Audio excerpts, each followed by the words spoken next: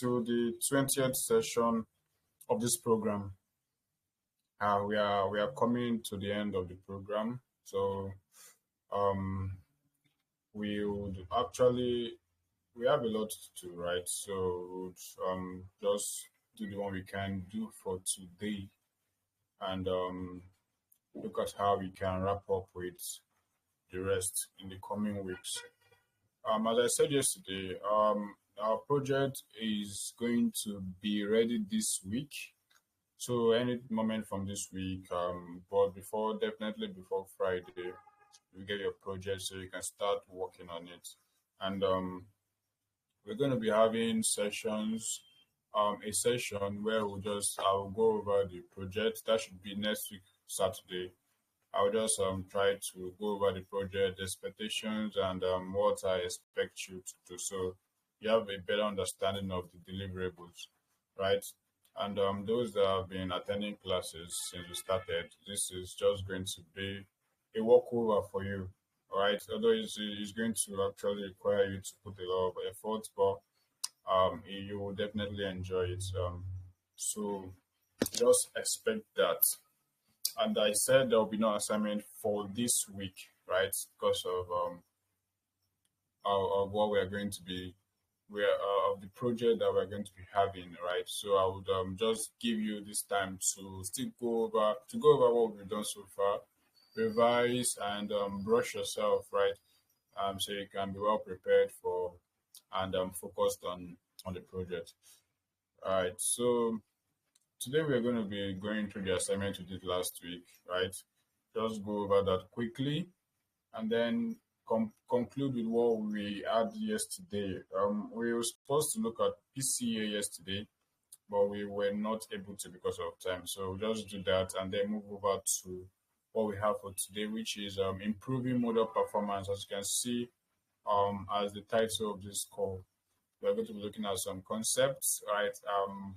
How we can improve our model performance and the techniques and the things that we can do to help our model perform better.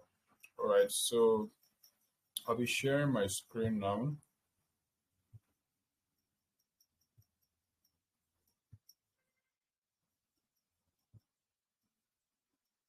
All right, so before I proceed, hope everyone can hear me clearly and you can all see my screen clearly. Please confirm that in the chat. Hope everyone can hear my voice clearly and you can also see my screen. Please let me know in the chat.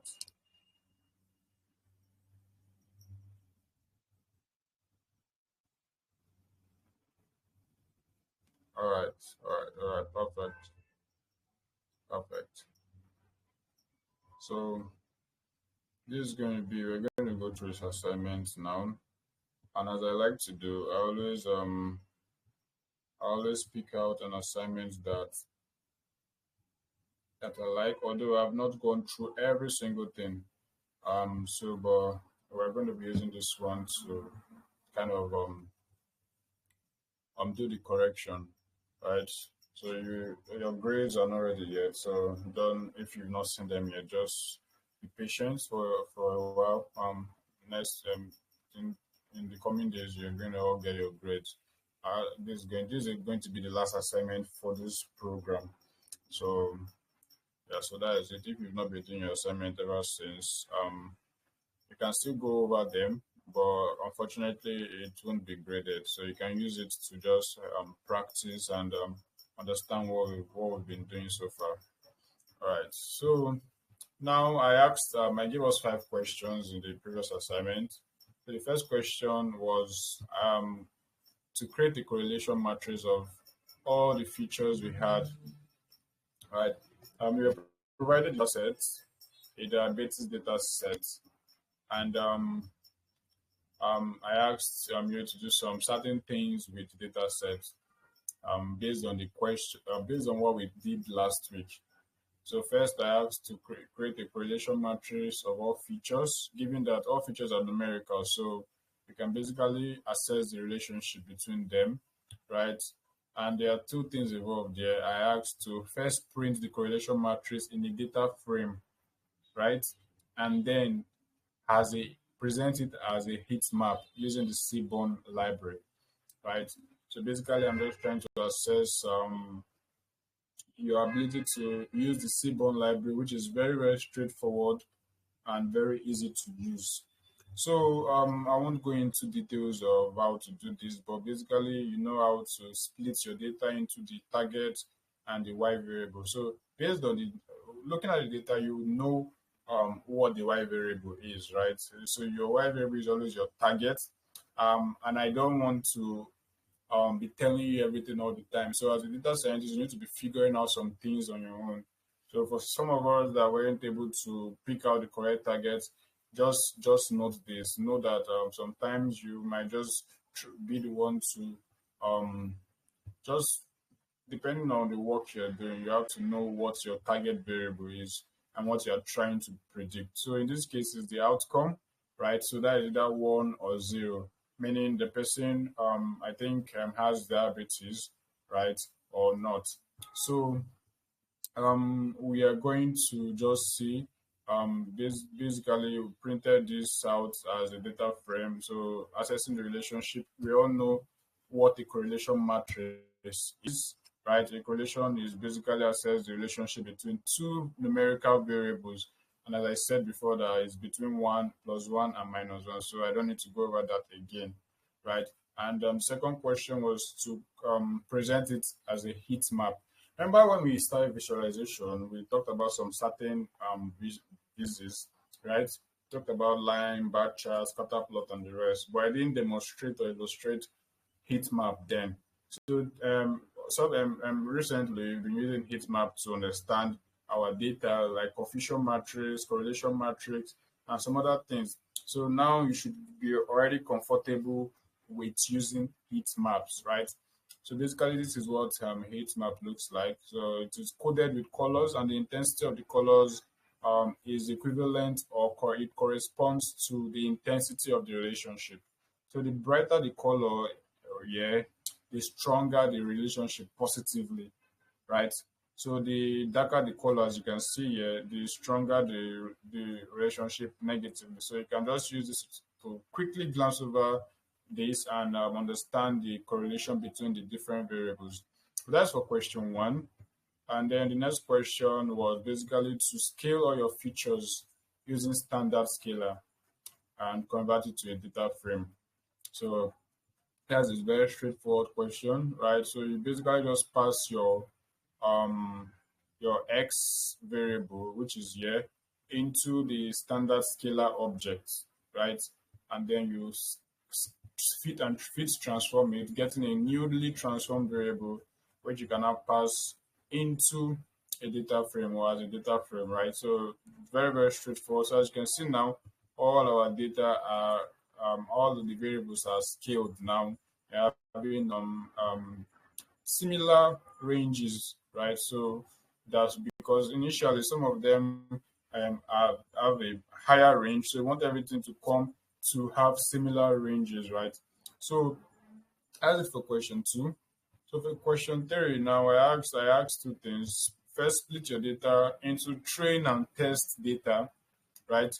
And use a test size of 20% and a random state of 20. So this is the first thing. After you've done that, then you can now train your data using logistic regression, key nearest neighbor, support vector machine, and decision tree. So we did this, we explained these algorithms in the last class, and we showed us how to implement it. So I just wanted us to have a practical or hands-on practice on implementing these different algorithms. So this is quite straightforward. If you were in the last class, you understand or you see how we did it, right? So you know how to split your data, right? Using the train test split method here, right? So once you split it, then you can now create different objects for the different different object for the different algorithms. So this is logistic regression here, this KNN, this SVM, this decision tree model, right? So and I specify that you use these parameters, max depth of 5 for your decision tree, and use n neighbors of 4 for your KNN model. So as you can see, it's everything is here. So you can now go on to train all these models that we've already instantialized here or initialized here, and you have your model, and then you can now use your model to make predictions. So you just have these steps, very straightforward, right? So that is it for the third question. Now for the next question, I asked you to print out the accuracy of each model, right? And using string formatting to properly format them. So I give you an example of how to do that. So you have consistency. So I don't have someone doing one thing, another person doing another thing. So this is the method or the format I needed you to use, right? So you have the name of the model here and model accuracy, and then you will round it to 2 decimal places. So it's not just have overflowing values. Now after that, you now plot the ROC curve for all models on a single figure. This is very important to know, on a single figure. So in the last class, I plotted the ROC curve for the different models on different figures just to illustrate and explain them independently. But now I needed you to plot everything on a single figure. And remember when we did visualization, we've already treated this. We've shown us how to do this. So it shouldn't be much of a problem. And also display the AUC score as legend. Understand? So once I say it, I'll be able to interpret it, and it will be easy for anybody seeing it to understand what it is you are doing, right? So that is it for the number 4 question. So basically how you do that is you import your accuracy. So this person has already imported everything here. So all the models and everything is already imported here. So the accuracy score, ROC curve, and you see, right? So you just use the function to get the accuracy and then display it using this particular formatting, right? And then you can also use your ROC curve to basically get these different variables, which will now be used in creating your charts, right? So you go using the ROC curve here to get the FPR and TPR for each of the model here, 4 of them, and then you also calculate the AUC score, right? Calculate the AUC score, right? And then you have the variables here. So basically, once you are done generating or getting those variables, you then plot your figure. So you can give your figure any size that you want. I didn't specify, so you can give it any particular shape.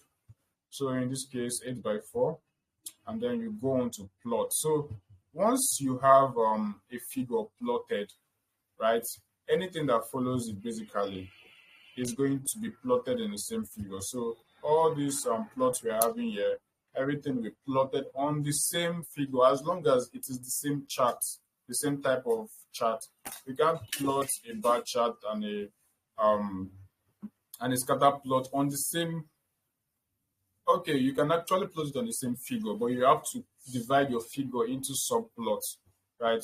So that one is actually a different thing, right? But for this particular question, I need you to plot the same plot for all the models on the same figure. So these are all the things you can do, right? So now this is the accuracy of each model. As you can see in this case, surprisingly, K nearest neighbors had the highest accuracy score. So that is 77%. So this actually was not the exact way I expected the formatting. It should be presented as percentage, not decimal at this point. So your curve or your plot should look something like this, right? So this is how ROC curve is represented or is visualized normally. So you have different models, right? So the different lines here represent different models that you've trained. So as you can see, the one with the highest AUC score here is support vector machine. So now remember I told you that accuracy is not everything.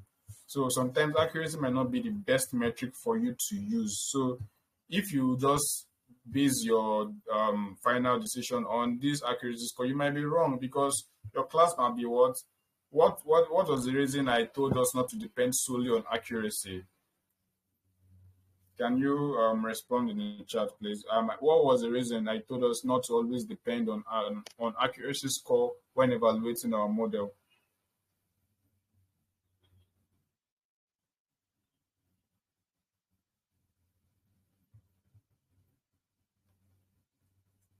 Exactly, exactly. Class imbalance, right? So just one person that responded. I don't. I believe. I want to believe. We all haven't forgotten this, because this is actually one of the things I emphasized on initially while talking on classification algorithms, right? So class imbalance is the reason why you shouldn't always depend on the accuracy score as a metric. So if you want to use the accuracy score, ensure that your classes are balanced, right? If you have two categories that you want to predict, ensure that they are equally or approximately balanced or approximately equal. Understand? So in this case, the AUC score is a better metric generally for assessing the performance of different models. So in this case now, we can say with confidence that um, support vector machine is the best performing model. So it is the one on green here, as you can see, followed by logistic regression, followed by k nearest neighbor, and then decision tree coming last. So all these things, this is actually just a straightforward model. We didn't tune any parameter. We just created a model and we are getting this. So as you can see now, based on what you have now, you can now select support vector machine as the model you would use in doing that particular task. You understand? So this is just an insight into how you would be training ML models, right? So you'll be basically training them on several models. So remember, we introduced new models to us, our algorithms yesterday. So you would have to actually also include those ones too when building a model, so you can compare their performance with all the performances of this model that we just looked at now. So this is just the assignment. Very, very straightforward, right? If you're in class, this shouldn't be an issue for you. And I actually believe that we are already getting comfortable with all this. So this shouldn't be new to us. If we hear anything regarding ML, right, sklearn, model building, and the rest outside of this class, it shouldn't be new to you, and it shouldn't be strange to you. So this is just what we're trying to help you learn. Oh, my video is not showing. Okay,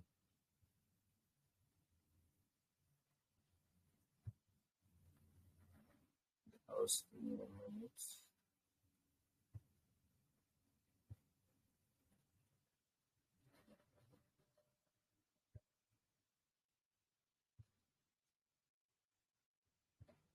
Can everyone still hear me? Can everyone still hear me? Please let me know in the group chat. All right. Okay, so that's it for the assignment.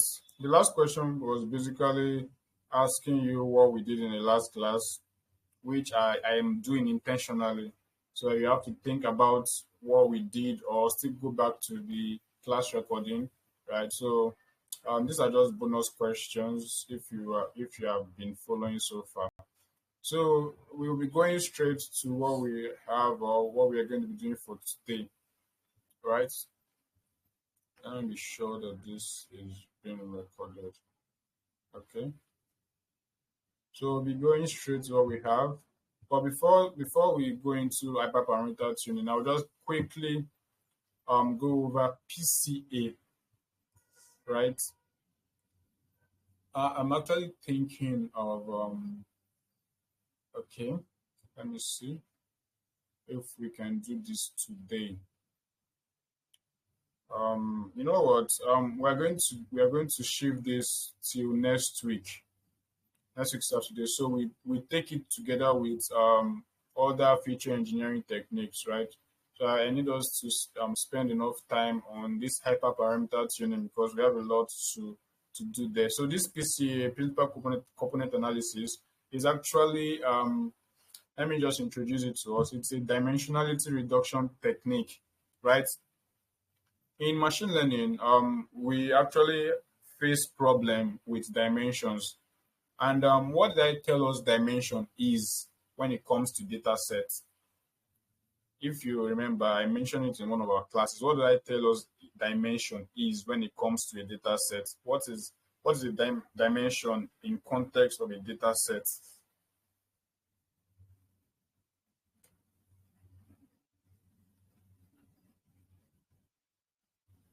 Number of rows and columns. Mhm. Plenty features. Let's have it.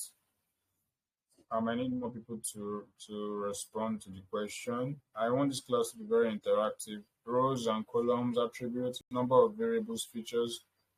All right. So I don't know why we're having less responses today. Are we tired or what? So those that said number of features are actually correct. I mentioned in one of the classes that when you have a lot of features in your data set, it's actually regarded as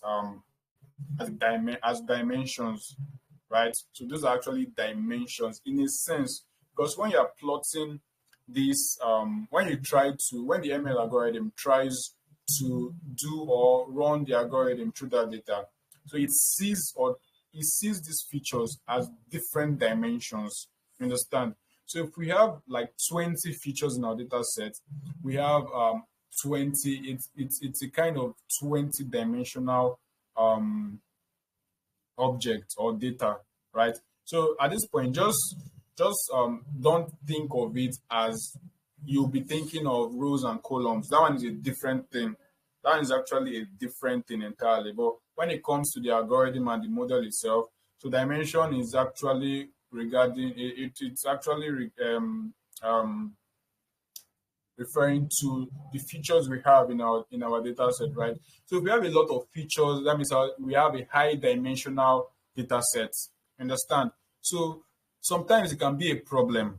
Understand? Having a lot of features can be a problem because training these features in our using our algorithm or building a model with plenty of features can be very computationally intensive.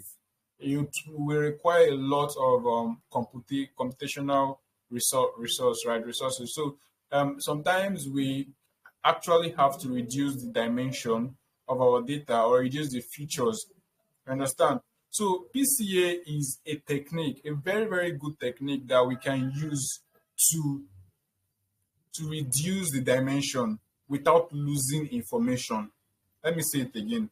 PCA is a technique that can be used to reduce the number of dimensions or features without losing information. So let's assume you have a data set that has 10 features, and those features they are very important. You don't want to lose any feature. You don't want to just remove like 3 features or drop it using the drop function in pandas, but you want your data to have lesser features. PCA is what you can use to achieve that. So PCA actually reduces, like, depending on the number that you indicate, right? PCA reduces it to the number of features that you want while still preserving the information in all the features. So it's a very, very complex algorithm. It's actually an algorithm, right? But it has a lot of mathematical and a lot of mathematics behind it. So it's actually very interesting to know, but we won't go deep into that. I just want to introduce it to us. In the next class, when we start talking about other feature engineering techniques like feature selection, feature binning, and the ones we mentioned in the introductory aspect of SKLM, we are going to talk about principal component analysis. So let's just keep this on hold for now. While we are at it, you can actually just um, check it out, look it up on Google, watch videos on it if you are curious about it. So we're going to be going into what we have for today, right? So for today, we're going to be looking at improving our model performance.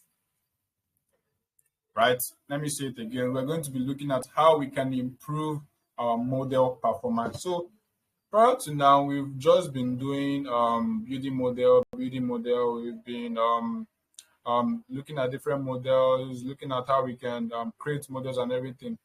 But we've not focused on the performance of these models. You understand? Because it is important for us to have a model that is performing well. It is one thing to build a model, it's another thing to build a good model. You understand? You can actually train a model that is just there. So having a model that stands out, you need to do a lot of stuff. There are a lot of things that you need to do, techniques that you need to apply to ensure that your model is performing very well. So over the course of the weeks, over the course of our classes, we've actually been doing some small hyperparameter tuning. We've actually been changing some things to improve our model and all. But in this class, we're going to look at the techniques that are used in improving our model. But before we go into those techniques proper, we are going to be looking at some concepts, some theoretical concepts, some things that you need to understand as a data scientist. So this is actually a very, very important thing to know. We're going to be starting with overfitting and underfitting. Let me say it again. We're going to be starting with overfitting and underfitting. So what exactly is overfitting? So from the word alone, I think you already start having an idea of what it means. So remember that when we train a model, we split our data set first into what? S-train and S-test, right? Into train and test data set. Why? Because we want to be able to know if our model can perform very well on data that it has not seen before. The data that it has not seen before is what? The test data set. But the data that it was trained on, that is the trained data set, is the data that your model has seen. You understand? So that is what it uses to learn. So when we say our model is overfitting, it basically means that our model is what? Learning too much. So see, there's a balance. You don't want your model to learn too much and too specific, and you also don't want your model to not learn too much, to not learn enough. Let me repeat it again. You don't want your model to learn too much and too specific, and also at the same time you want your model to learn enough. So there's a balance there. So when your model learns too much and it learns specific details of your trained data set, it tends to overfit. You understand? Overfitting is when your model knows too much details about your trained data set that it uses that knowledge now to make predictions when it sees new data sets, right?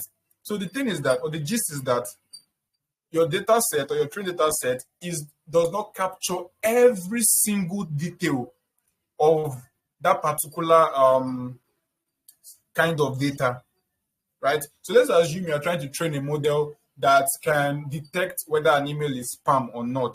So you get a subset of data or a data sample. Let's say you can get like 100,000 rows or 100,000 observations, right? You split it into train and test. You split it into like 80,000 for training and 20,000 for testing.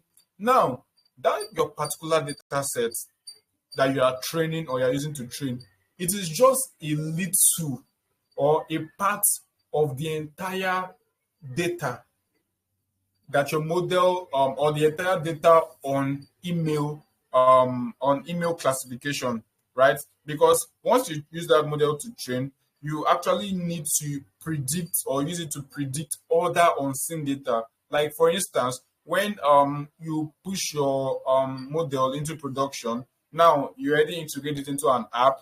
So now you expect your model to be able to perform well on new emails. So let's assume someone sends an email. This is data. This email that is being sent now is a new data that your model has not seen before. So your model has to actually know how to correctly classify that new email. You understand? So overfitting is when your model learns too much details on the trained data set that it is not able to generalize well. It is not able to adapt to new data well, right? So for instance, now let's just say you want to prepare for a test. Let me give practical examples. You want to prepare for a test, and instead of you to read generally, right, and to read as many past questions as possible, you now pick one particular past question and memorize everything. Memorize every single question. Let's say there are 100 questions, that you memorize everything, thinking that when you get to the exam hall, this is the same set of questions you are going to see. So when you memorize all these questions, what you are doing is that you're actually overfitting. You are learning so much details and so much noise and so much unnecessary stuff that will not even appear in the real life exam.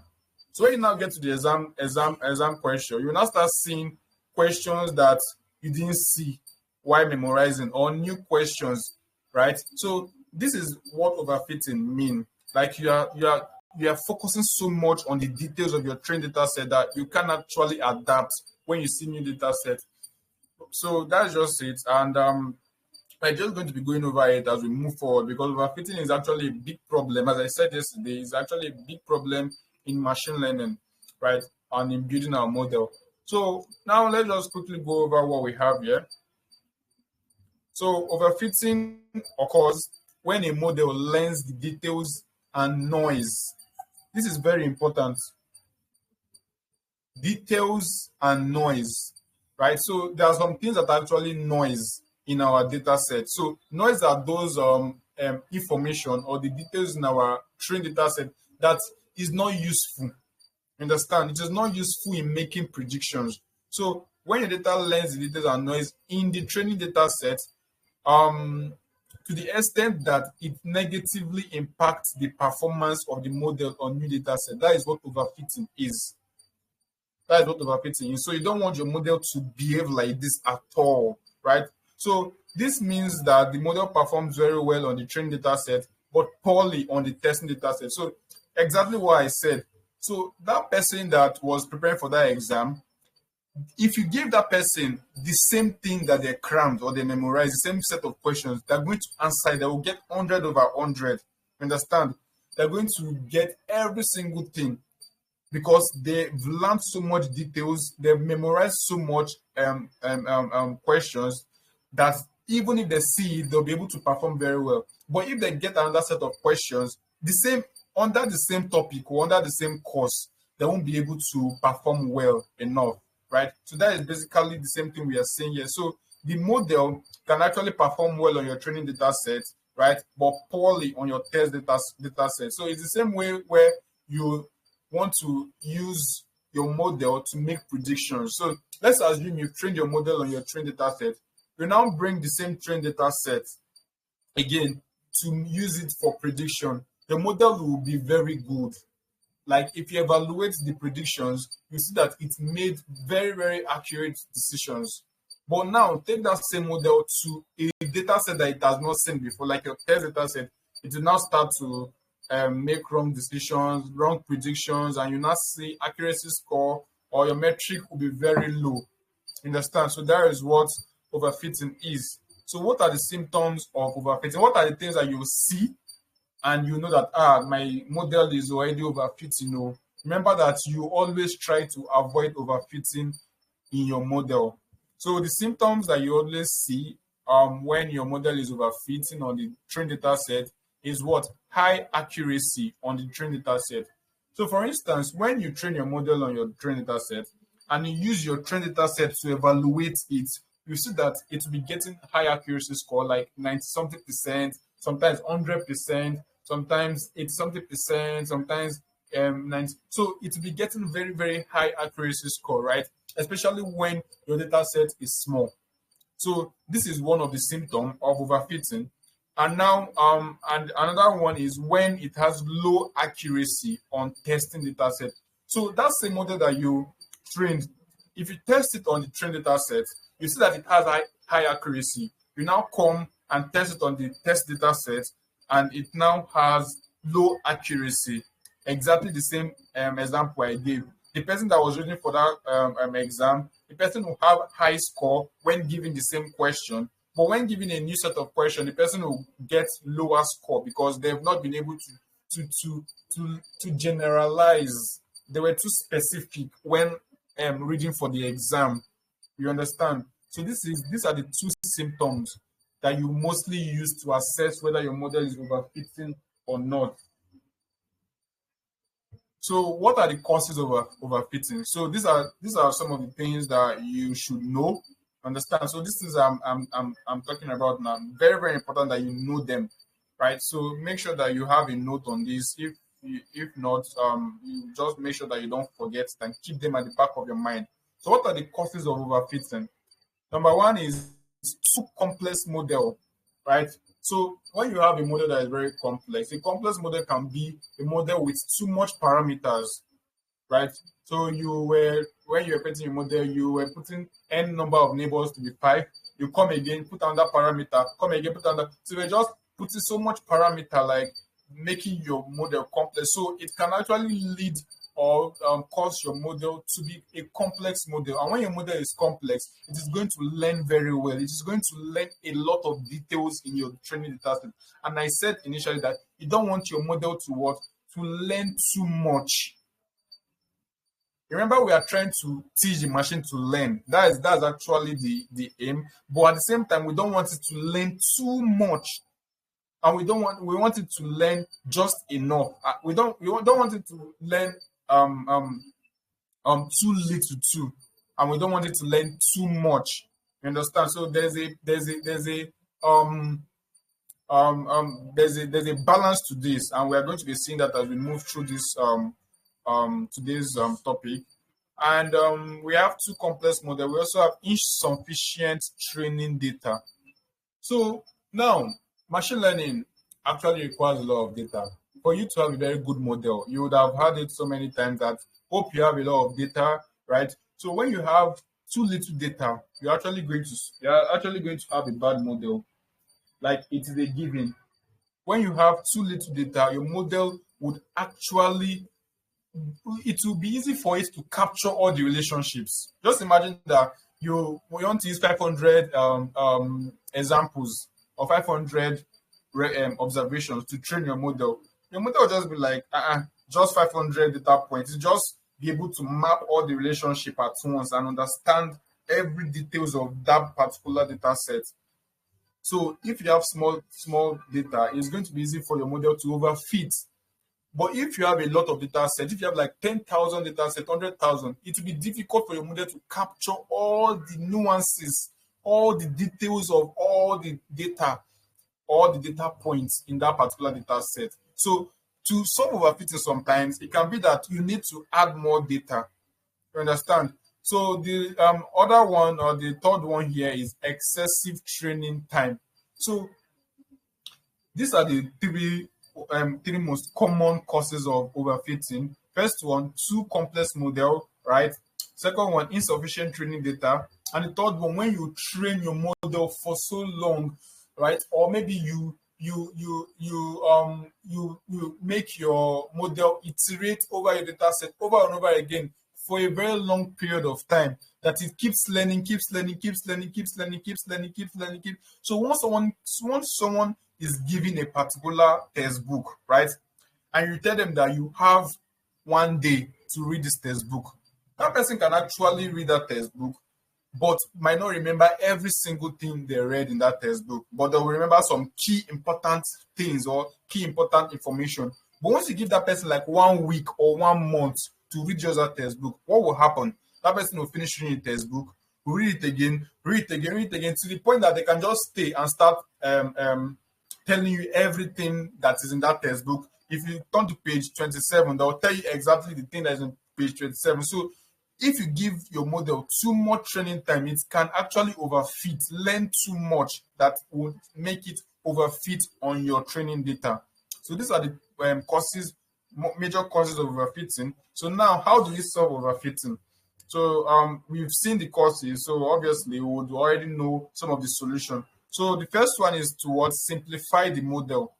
So make your model simple. Remove some parameters that you've put in your while creating your model, and just make sure that your model doesn't have too much stuff going on or happening. Second one, collect more training data. Exactly what we said the other time, right? Based on the insufficient training data cost. So once you realize that your data is not, you don't have training data and your model is overfitting, go and collect more data. But this can be very, very stressful, right? Because data collection is not easy, especially when the data is not readily available, right, on the internet. And third one is to use regularization techniques. So these are actually things that we're going to talk next week. Regularization is also a technique used in reducing overfitting. So just keep that in mind. We're going to discuss that moving forward, right? So we also have this one, employ cross-validation to monitor model performance. So we're going to talk about cross-validation today in today's class before we wrap up. So we're going to talk about that. So this is another solution that we can implement to help reduce overfitting. Now, this diagram will show you exactly what overfitting looks like. So as you can see, let's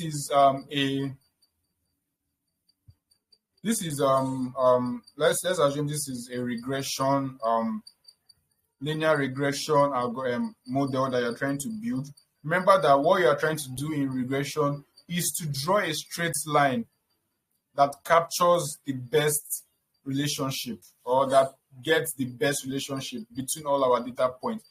But in this case now, we're actually fitting our data so perfect that it touches everything.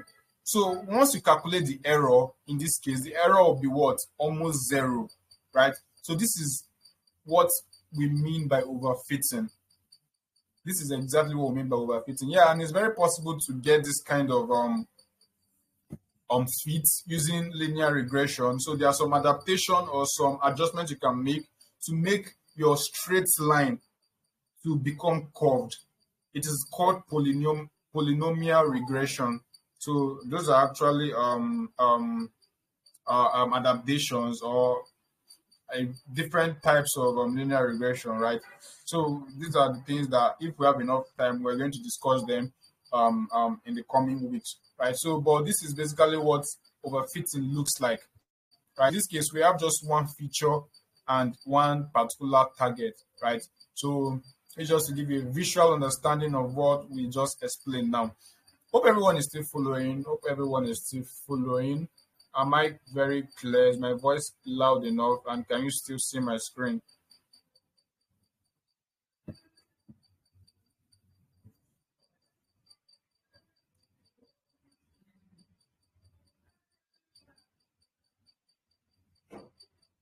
All right, great. So just know that in data science, you would be doing a lot of learning, both in concept and in code. So data science is a mix of these two, right? You'll be learning a lot of things. You're a scientist. That's why they call you data scientist. You need to know a lot of stuff. You need to know a lot of theories, a lot of concepts, right? And you also need to know how to implement this concept. You need to know how to do these things in sklearn, right? So this is what makes you a very good data scientist. So we are going to be spending some time learning a lot of stuff. And some of you might be like, oh, when are we going to get to the coding aspect? We're definitely going to get to the coding aspect, but just understand that these are equally important as the code itself. Very, very important as the code itself. So please have a note. I've said this repeatedly. Have a note so you can always make reference. If you don't have a note, ensure that you have these notebooks I'm going to be dropping at hand. So anytime you forget a particular concept, you can just quickly go and look at it, understand it again, and this will just help you generally as you are progressing. Understand? So let's just move on. We've talked about overfitting. Now we'll be talking about underfitting.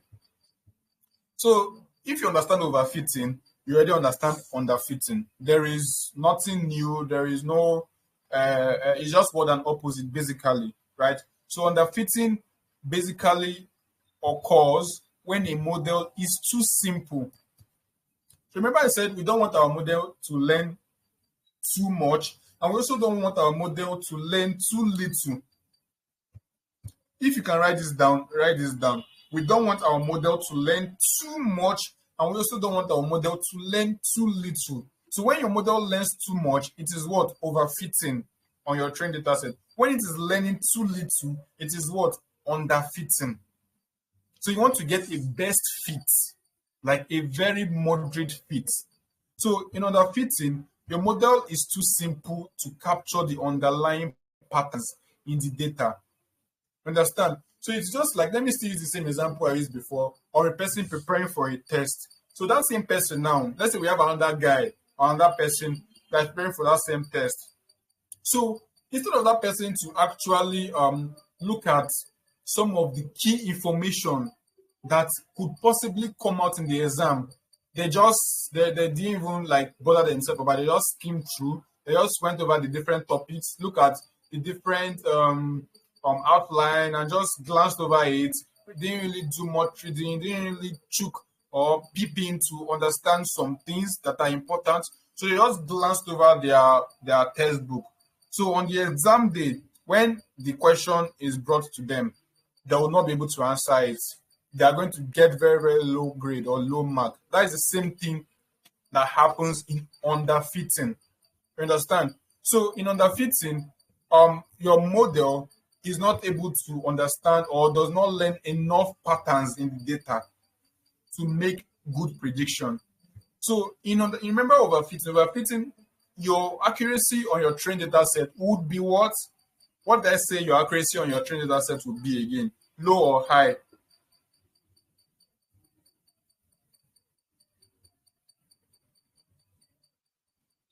Hello, please, I need you all to respond. What would the accuracy be? What would the accuracy level be on your trained data set in overfitting when your model overfits? Exactly, it will be high. But on the test data set, it should be what? Low. So for underfitting now, the symptoms or what you would see that will make you know that my model is already underfitting, is what? The accuracy on both the train and the test data set will be what? They will be both low. Why is it low? Can someone tell me why it is low on the train data set? I want us to just I want this to be intact. Why would the accuracy on the train data set be low in underfitting? Based on what we've said here.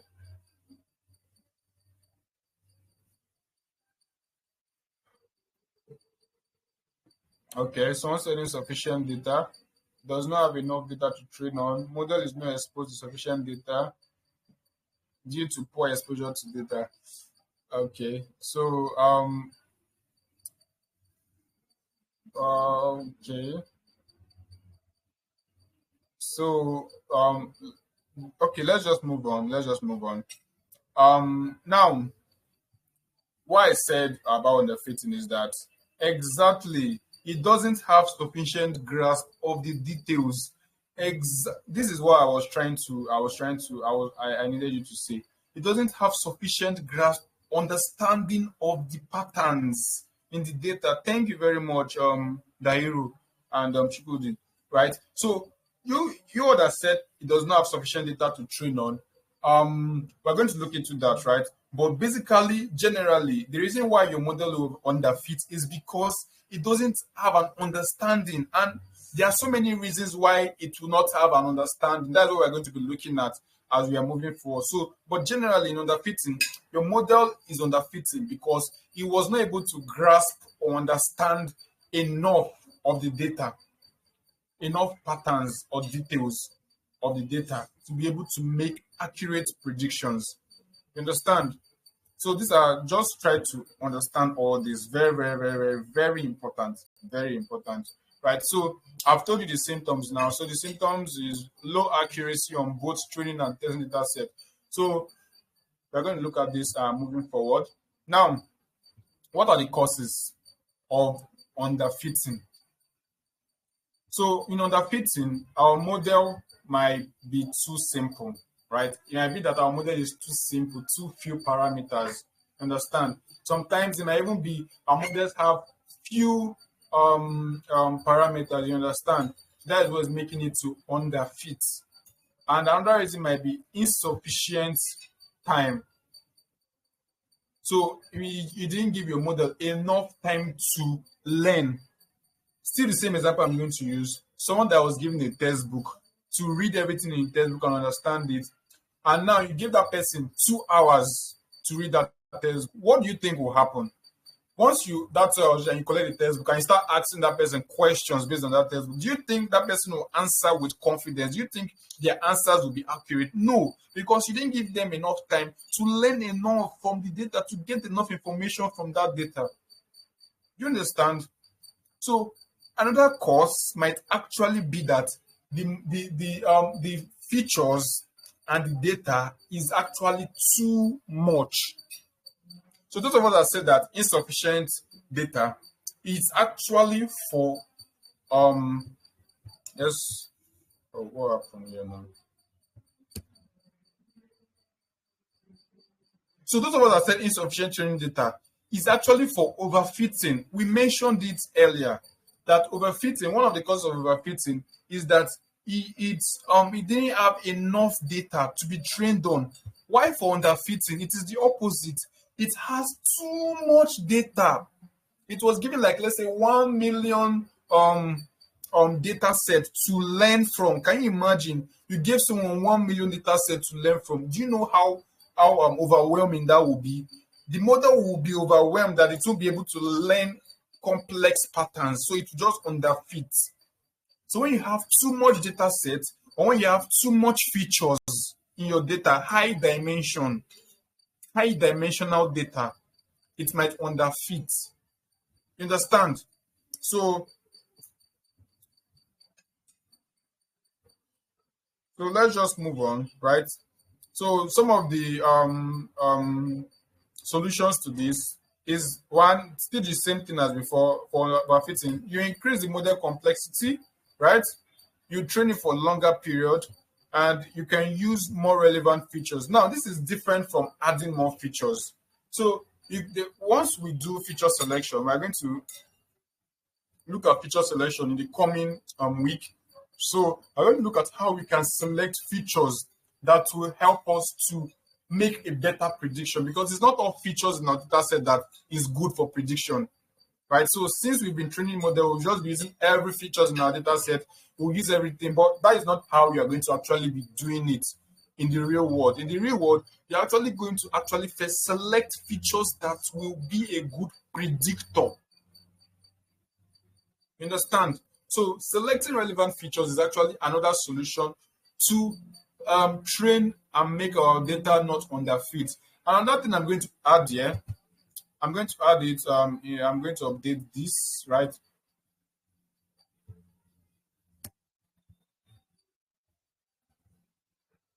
Use more relevant features and also remove irrelevant features. And also, let's say you can reduce your data size. You can reduce your data size too. So your model can actually understand or learn and be able to learn patterns from all the data points that you've given it. Understand? So this is just basically what overfitting and underfitting is. So remember yesterday where we were talking about the different algorithms, right? You see that some of them they said that some of the advantages are the disadvantages that it overfits. It can easily overfit our data. So this is what overfitting is, and this is what underfitting is. Hope you understand. So at the same way we saw overfitting, this is basically what underfitting looks like. So in this case, we just have a very casual line that tries to map the relationship between this data set. Understand? So there are a lot of errors. It is not learning enough. Unlike this one that is learning too much. You understand? We don't want our model to learn too much like here. And we also don't want our model to learn too little as yet too. So we want a we want a middle ground. You understand? So it should be something like this. just a curve, all right, a line that is going like this, trying to map out, or a straight line, a straight line that will actually fit it very well. Let's say coming in the middle here. So when we introduce polynomial regression, yeah, we're going to get to know how we can convert this straight line to a curve, so that it's going to learn better than a straight line. So that is going to be for another day. So this is basically what overfitting and underfitting is in machine learning, right? So we're going to move on to the next thing we have for today, which is bias and variance. So bias and variance, they're actually interlinked with overfitting and underfitting. So bias and variance is interlinked with overfitting. So if you understand what overfitting is and underfitting, you understand what bias and variance is. So what exactly is bias? Bias is almost like is when your data, or your model rather, is not able to learn enough information from your data set or your trained data set. So it's the same thing as underfitting, basically, right? So basically, bias refers to the error introduced by approximately a real-world problem. And as you can see here, high bias can lead to underfitting. So bias is not a problem in itself. Bias is like basically is synonymous to error. So normally bias is allowed actually because your model can't be perfect. It will have a little bias because of some things it was not able to understand. But when you are not having high bias, that is high error. Same thing as underfitting. In underfitting, we usually have high bias when your model underfits. So I thought that they are interlinked. So this terminology and this concept are things that you need to understand and be comfortable with as a person. So bias is synonymous to or high bias can lead to underfitting. When your model has high bias, that means it is what underfitting. You understand? So now, what are the characteristics of it? I'm just going to go through this quickly so we can move on to hyperparameter tuning, because that's going to take a lot of time. So, characteristics of bias is that assumptions made by the model are not too strong, which is the same thing as your model didn't learn enough from the trained data set. So it is not confident enough to make predictions. Understand? So your model is too rigid to learn from the data. So all these are just saying the same thing basically. So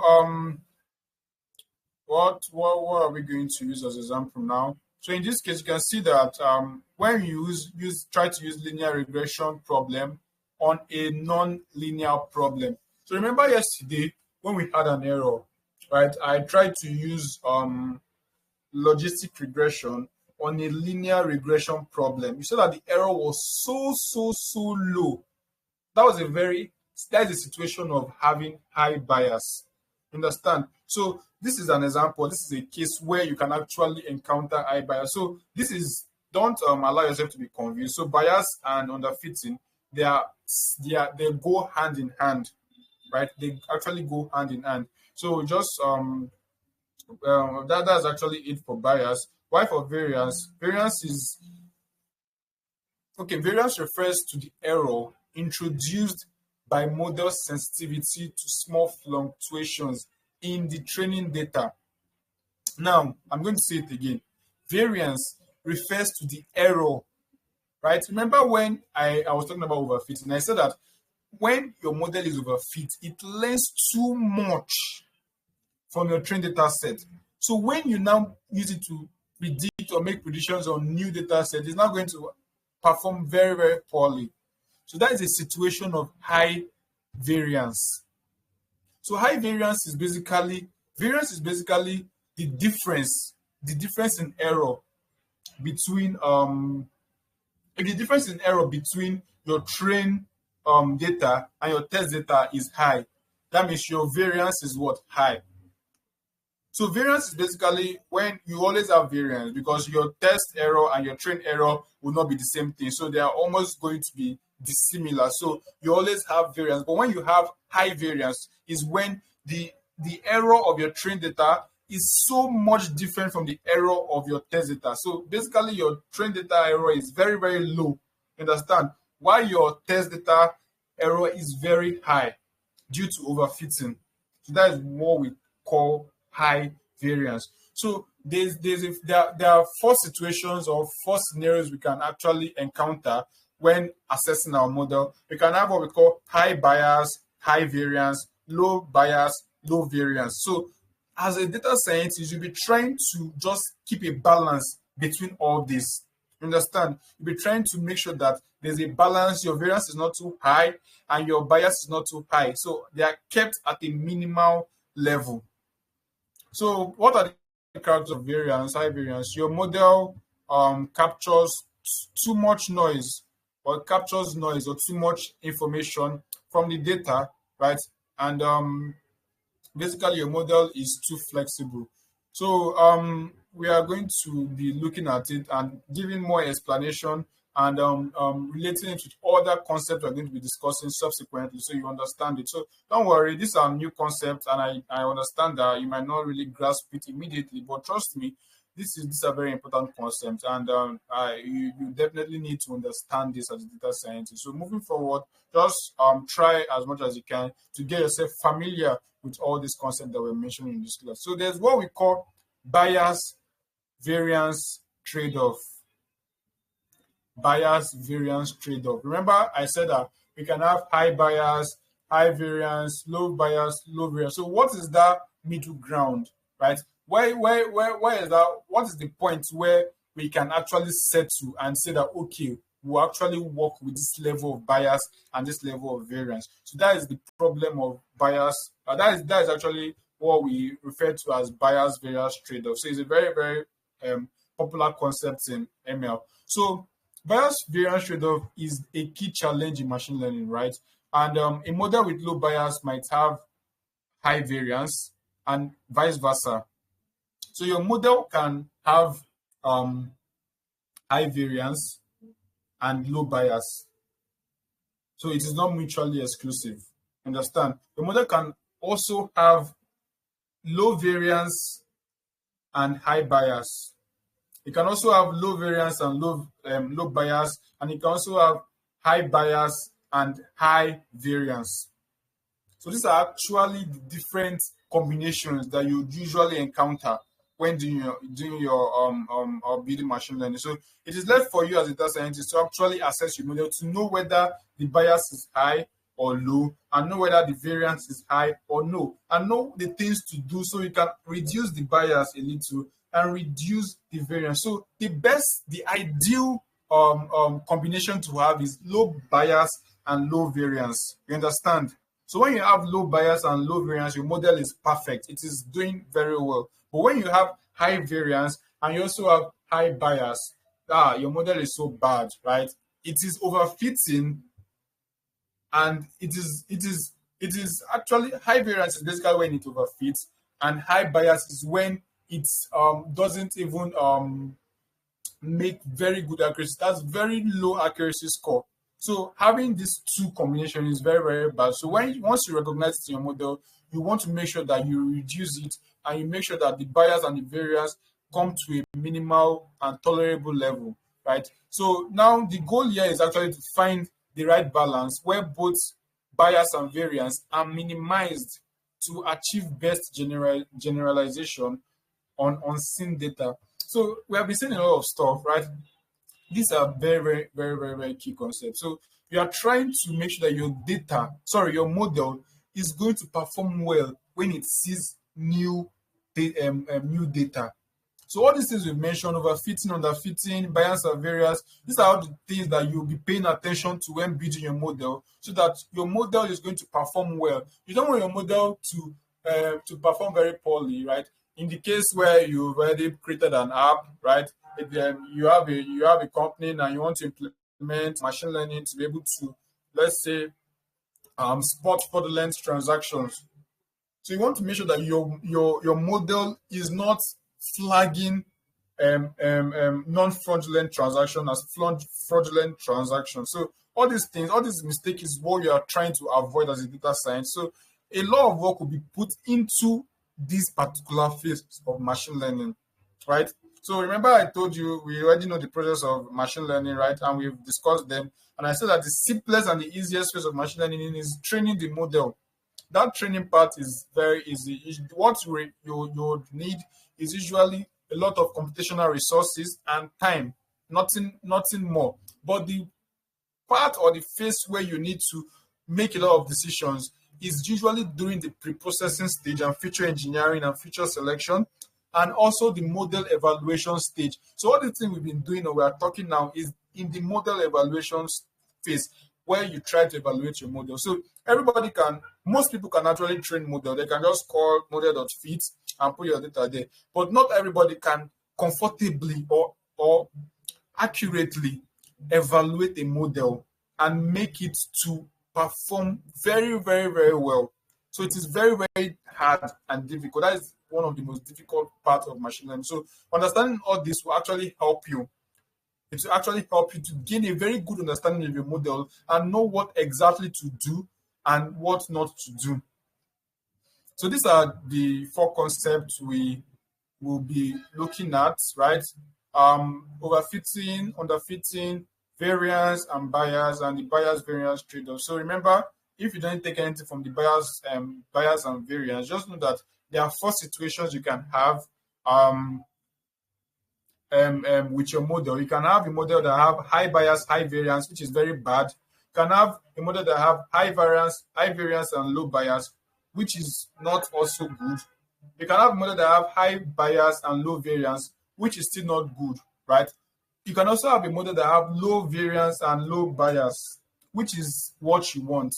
You understand? Which is the perfect ideal model. So let's just move on to what we call hyperparameter tuning.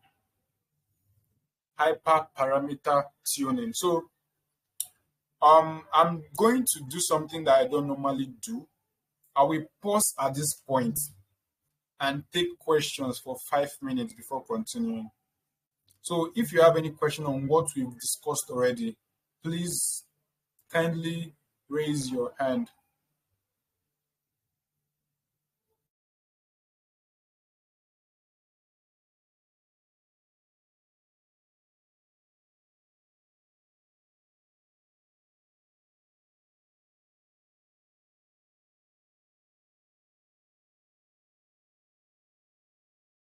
Okay, I'll be taking just 4 of you because of time. And please go straight to the point. You understand? So just go straight to the point, and you have just 1 question. So if you have extra question, just leave it till we finish with the class. So I saw Joy. Joy was the first person to raise her hand. So you can go on to ask your question. And I'm muting you now. So Joy, you can go on to ask your question.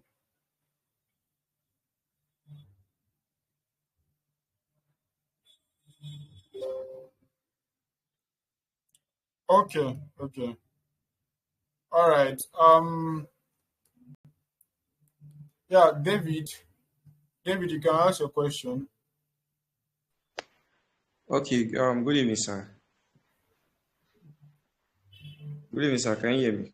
Yeah, good evening. I can hear you. My question is actually very simple because when I was reading along with from your material, I saw there's something like noise. So that noise aspect, you didn't actually explain it very well. So I just want you to say something on it. Okay.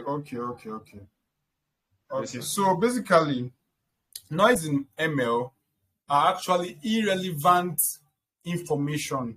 So it's not everything that your model would need to learn.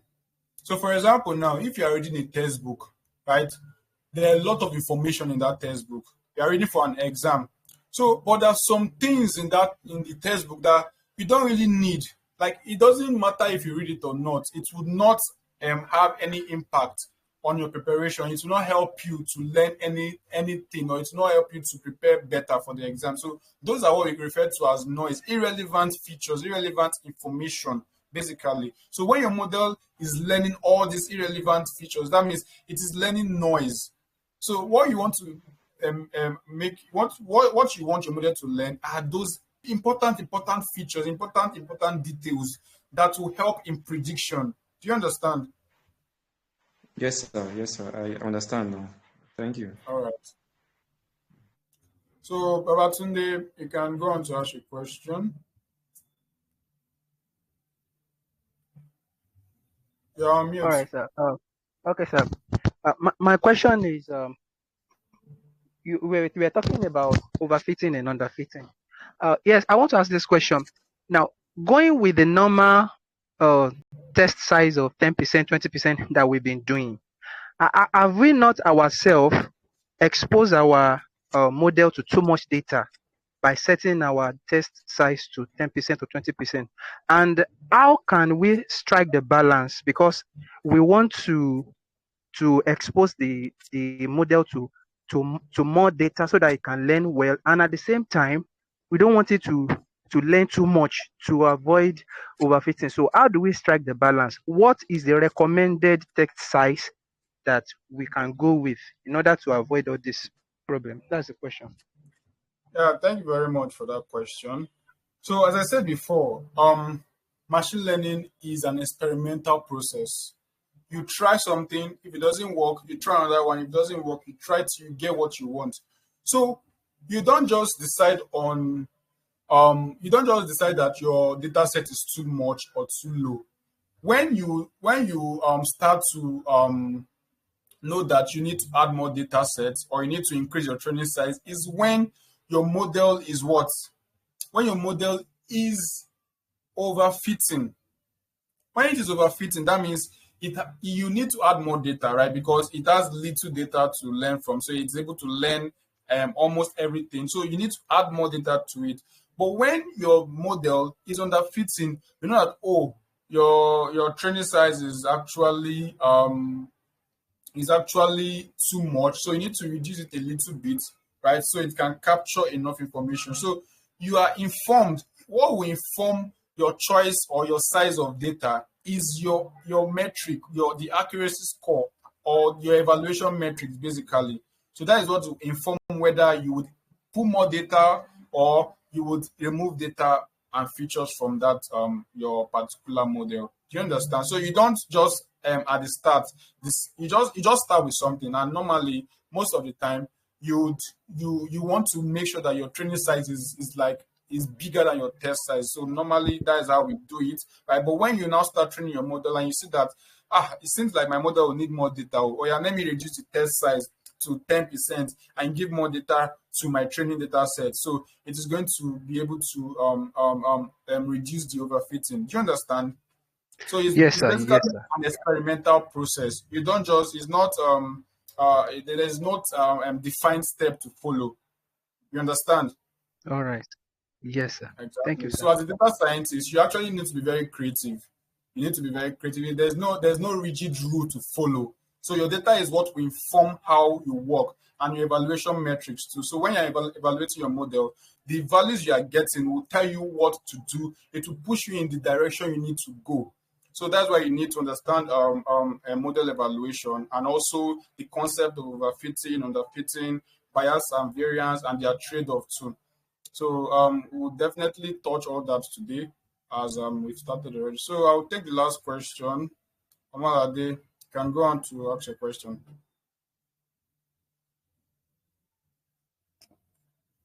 You're on mute My now. question is, when we, after loading our data, the normal thing to do is to clean our data. So after cleaning, is it still possible to have overfitting or underfitting? For example, this data set we just worked with in our assignment, we only had to drop the income, which is not really relevant to the data set. So in the process of cleaning, and we see that we are having underfitting issue, what if there are no parameters that is irrelevant to drop in the data set we are working with? That's my Okay. question. Those are Okay. the two in one question I have. Yeah, I think I understand where you're coming from. So the thing is that you don't actually know at the onset if your model will underfit or overfit on the data. So it is when you've cleaned your data, right? You've done all the cleaning and everything, right? That is just to make sure that your data set is okay to proceed with. So when you finish with the cleaning process and then you move on to train your model, it is after training your model that you will now know whether your model is underfitting or overfitting. So once you see that overfitting and underfitting happening, you will now still go back again to your data set and now start changing some things, whether you would add more or you. So data science process, the machine learning process is an iterative process. So it is not a one-way stuff. You go from top to bottom, you come from bottom to top again, you go from bottom, so you continue like that until you get your perfect model. You understand? So once you get your perfect model, you can now just stop and push it to production or give it to the ML engineer to do all the deployment and everything. But basically, you iterate. It's an iterative process. Do you understand? Okay. So don't worry. Once you get exposed to working with data and building models and evaluating model, you understand what I'm talking about. So and definitely it's not going to be much of an issue for us. So we're going to be continuing with what we have for today. So your questions, if you have any other questions, just keep it to the end of the class, and we are going to attend to it then. So now we are going to be looking at hyperparameter tuning. Now we'll be talking about all this overfitting, how to improve our model and everything. Now, what is hyperparameter tuning? So hyperparameter tuning now, according to what we have here, is the process of optimizing the hyperparameters. Now, I'm going to tell you what hyperparameters are of a machine learning model to improve its performance. I'm going to say it again. Hyperparameter tuning is the process of optimizing the hyperparameters of a machine learning model to improve its performance. Now, what are hyperparameters? Hyperparameters, they are parameters that are not learned from the data but used before the learning begins. So remember, we've been talking about parameters. So parameters are actually those things that you pass into the class or the function that you want to use in your work or whatever it is you are doing. So those parameters now, for example, the n neighbors that we've used, max depth, estimator, and all those things that we usually pass into our algorithm or model, they are what we call hyperparameter. So forget that we are calling them parameters, but in machine learning, generally in Python, we call anything we are passing into functions and class and what have you, parameters. Do you understand? So remember when we talked about parameters and arguments, parameter is what you use to instantiate it, while argument is actually the real value you put when running or calling the function. So hyperparameters in machine learning lingo now are actually those parameters that you set before training your model. You understand? So those things that we've been using, for example, when we want to create our k nearest neighbor, let me see if I can go to the class for yesterday.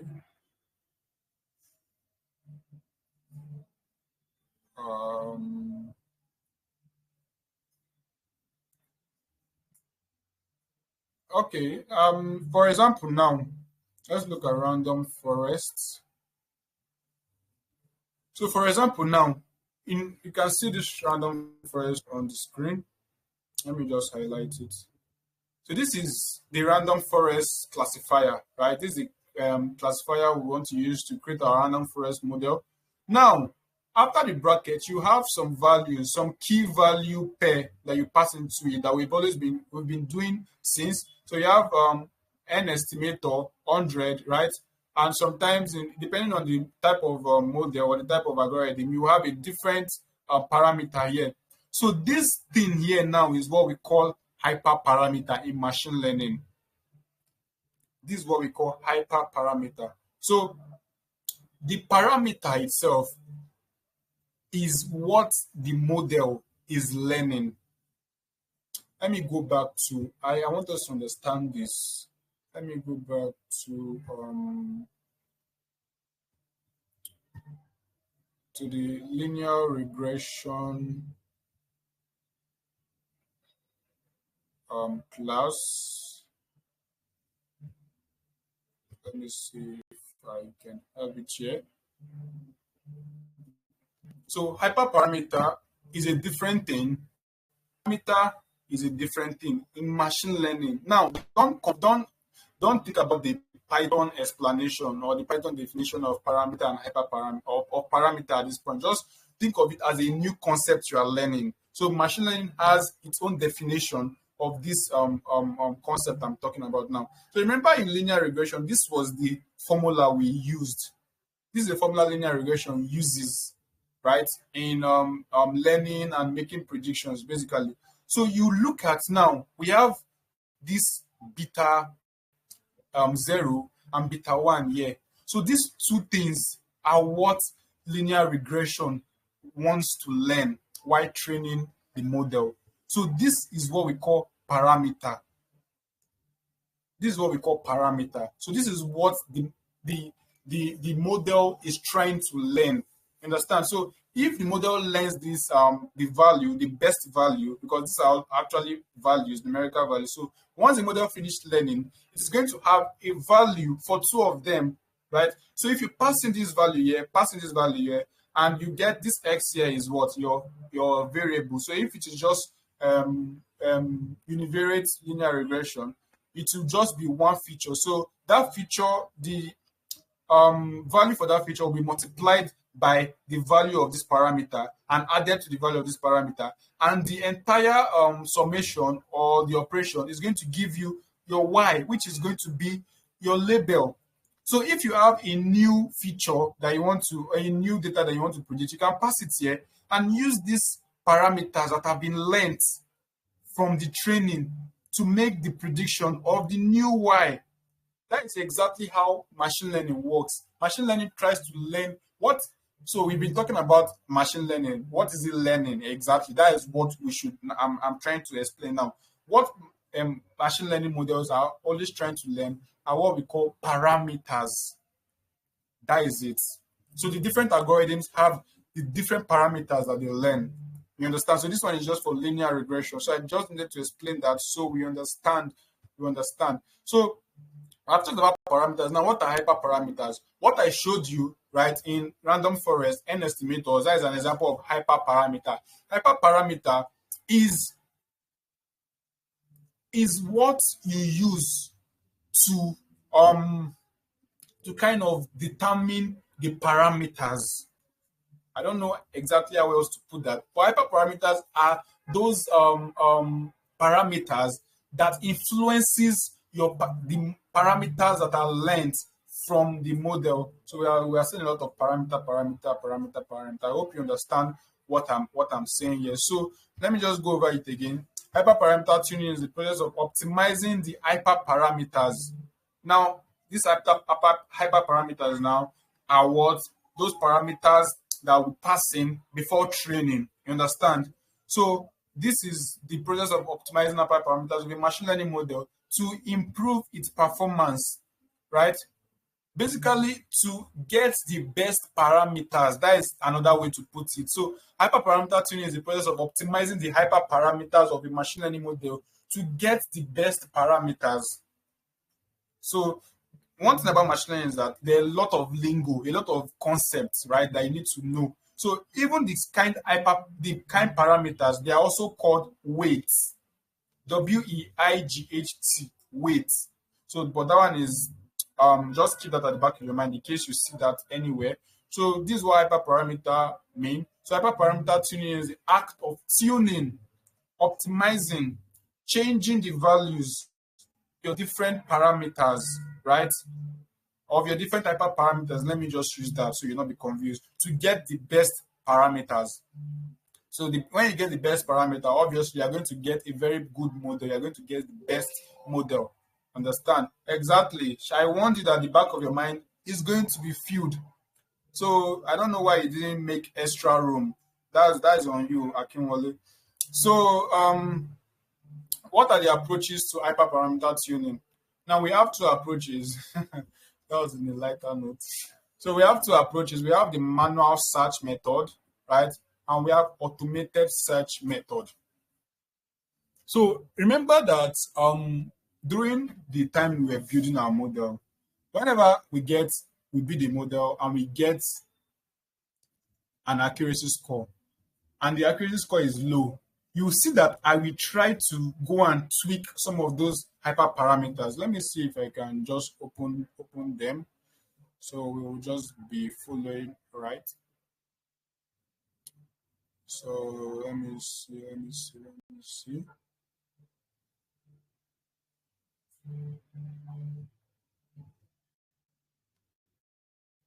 We're going to open up the examples we did in the previous class, so we don't just waste time creating new examples. So this was the what we did in the last class, right? We used XGBoost, random forest, other boosts, and the rest. So if you look at the model that we created here, let me open another one again.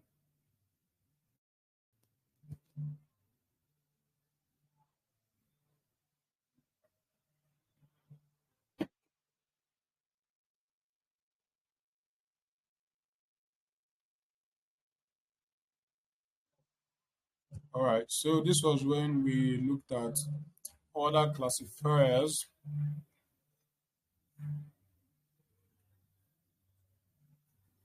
All right, so you can see that logistic regression model the other day, I tried changing the value of this. So now, this max eta now is an example of an hyperparameter for logistic regression. You understand? So if I come here and just tap Shift and Tab, okay, let me import everything first again. So if I come here and say Shift Tab, it's still importing the classes or the models. Okay. Just wait for that. But as that is important, let me just continue with this. Let me see if I can quickly import this one too. Okay, let me just use random forest. So now we have random forest. Now all these things that usually show us, all these parameters that are usually included in the model class, these are the hyperparameters we are talking about. All these things, like for instance now, random forest classifier has all these hyperparameters that you can tune. So if you train your random forest initially and you get a particular accuracy score that you don't really like, that is not really good, you can now start to come and change some of these hyperparameters here, because these are the things that influences your model performance. You understand? So you come here and start changing it. You can say, oh, let me increase the number of decision tree estimators to let's say 200, or let's try 150, or you say let's try 50. So you come here and say, oh, let me use entropy instead of Gini, because I told you there are two methods of doing our decision tree. That is Gini, or assessing or evaluating our decision tree split.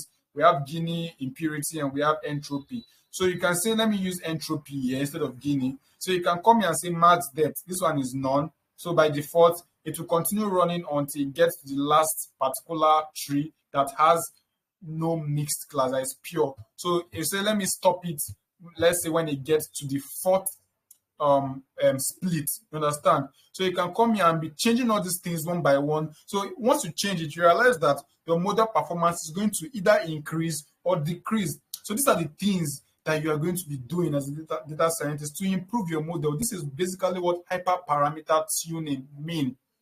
So all these things here, normally in Python we call them what? Parameters. But in machine learning, we call them hyperparameters. Do you understand? So basically, that's just what hyperparameter is. So let's just go on. to just lay foundation on that.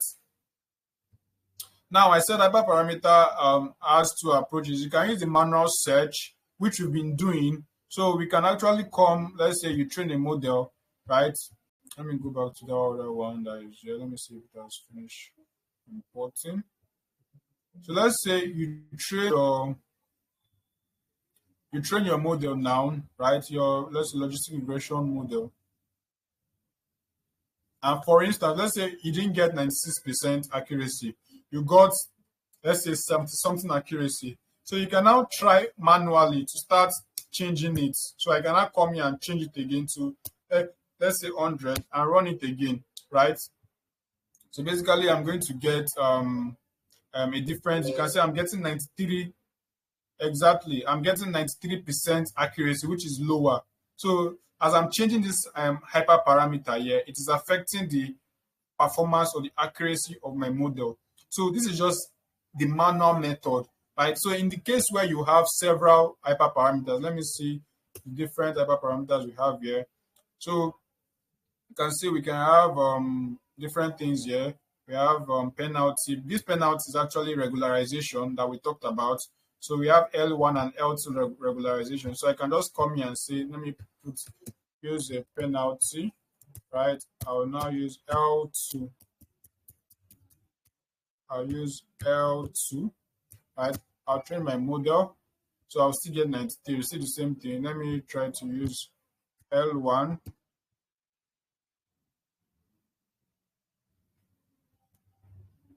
So,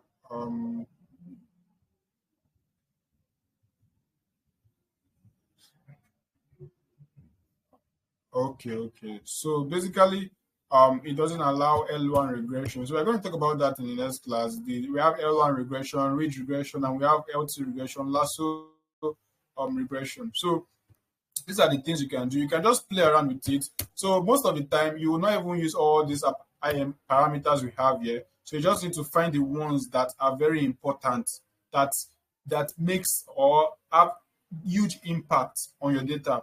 So for example, now we can have this max iteration. This max iteration will tell you that, it will tell your model to let me just come in and say. So max iteration basically tells you how many times you want your model to go over your data set. Understand? So if I have 100, that means my model should learn or should be trained on my data 100 times, right? So if I run that, that is the default. So max, okay, I have max it already, so there's no need to put that again. So we have solver, so you can actually put different solvers. So in case you don't know the different values to put, you can just scroll down and you see that it explains everything here. So you can see L1 here, right? You can see L2 here, right? So you can see for the different parameters, you see the different values you can put. So this is a very good documentation for those of us that are not so familiar with it. So a lot of stuff here for you. So you basically see here for this particular server, we have this one, we have linear, we have a lot of stuff. So you can slot in all these different values here and just try them and see the one that is going to give you the best value. So this is the manual way of doing it, trying individual parameters and running your model. Try it again, run your model, try it. So that's the manual way to do your hyperparameter tuning. That's what we've been doing since. But we have another method or another approach, which is called automated search. So this automated search takes a very, very efficient and different approach. So basically, we have two methods here. We have grid search technique and we have randomized search technique. So these two search techniques are actually what you use mostly, or what you would use mostly in hyperparameter tuning, right? So instead of it to manually indicate the values for your different hyperparameters, you can just put everything in a dictionary and pass it into this grid search or randomized search, and it is going to do all the searching for you, do a combination of all these hyperparameters and give you the best combination of hyperparameter that will give you the best value or accuracy value. You understand? So before we go into GridSearch and randomized search, we have what we call cross-validation, because randomized search and grid search uses cross-validation to do their search or to implement or run the model. All right, so we're going to look at what cross-validation is before we properly go into what grid search and randomized search do. So please just give me a minute. Just give me a second there.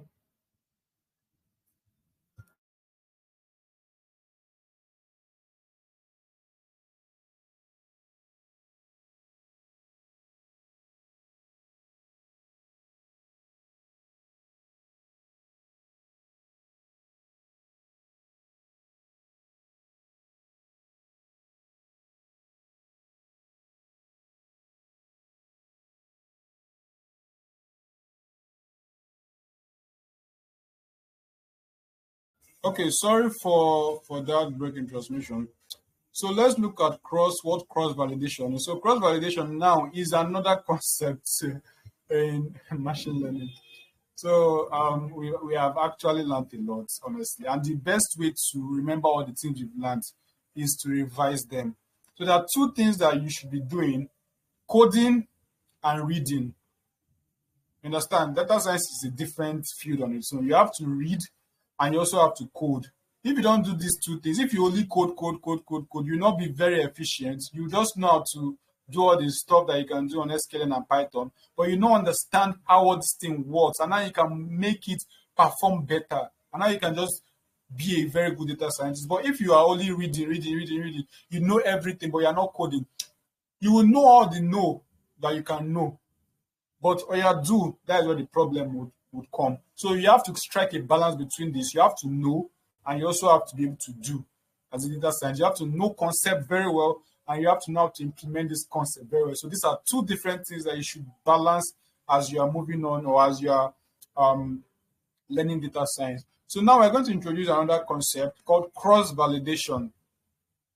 Cross-validation. So cross-validation is a technique used in machine learning to evaluate a model's performance, right? And ensure it's able to generalize to independent data set. So normally, let me just go straight to the diagram I have here, so you see it very well, understand it. So basically, you have a data set, right? You have a data set, let's say 1,000 observations, right? And what you do normally is that you split it into what? You split it into two. You split it into test and what? You split it into train. So in cross-validation, we use a different approach. We don't just split it into two, test and train, and use the train to train and the test to test. In cross-validation, we use every single thing, every part or portion of the data to test, and we also use every part and portion of the data to train. How do we do that? So basically, the first thing we do in cross-validation is to split the data. So let's say you have 1,000 observation. You have to split it into a number of subsets, or what we call folds. So you split it into number of folds, right? So it can be 5 folds, 10 folds, or what have you. So if you have 1,000 data, 1,000 observations, and you want to split it into 5, what you have is what? 200 data into 5 places. You understand? So once you split it, the next thing to do is now training and validating. So the model now will now be trained 5 times based on your split. So the first time, it is going to take the first portion of your split. It's going to take your first split, as we are seeing here, and use it as your test or validation data. But let's just use test data because that's what we'll be using since. So use the first portion as your test data and use the remaining portion as your train data. Your model will be trained on this particular data set, and then you will get an accuracy score, right? So you come to the second part, use the second part of your entire split, as your test data, and use the remaining 4 parts as your train data. train the model on this data combination, and you get an accuracy. You do the same thing for each of the different splits that you made here, and you will get different accuracies for all of them. So what you're trying to achieve here is just to make sure that your model sees every aspect of your data set.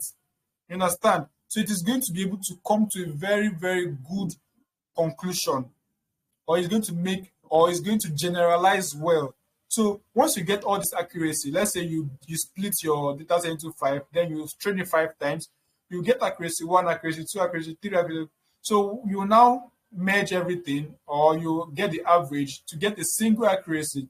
Almost the same thing we do when we talked about ensemble technique, right? So once you train all this in different folds, you then get the accuracy of each of the folds, and then get the average of all of them. So that is going to be your accuracy score on that particular cross validation set. So this is what cross validation basically mean. You understand? You split the data first into a k number of subsets, whether 5 or 10. We've talked about 5 in this example. You then train it, right? So the model is trained k number of times, right? So each time it will use a specific fold for training and the remaining fold for validation. So validation here is basically testing. So the same testing we usually do when we do tests, train, test, split. So you can see here, one fold is used as a validation test, and the remaining folds are used as a training set. So the model is trained on the training set and evaluated on the validation set. Now, the performance metric, whatever it is you are using as a performance metric, will now be recorded, like the average will be gotten. So basically the same thing we are saying here. So after the number of iterations, you have k performance metrics, and these metrics are averaged to give a single estimate of the model's performance, providing a more reliable measure of the model's ability to generalize to unseen data. You understand? So let's just continue. We'll talk about, I know some of us might now be wondering, is this not the same thing as ensemble learning we did yesterday? Yeah, it's looking similar, right? But it's not the same thing.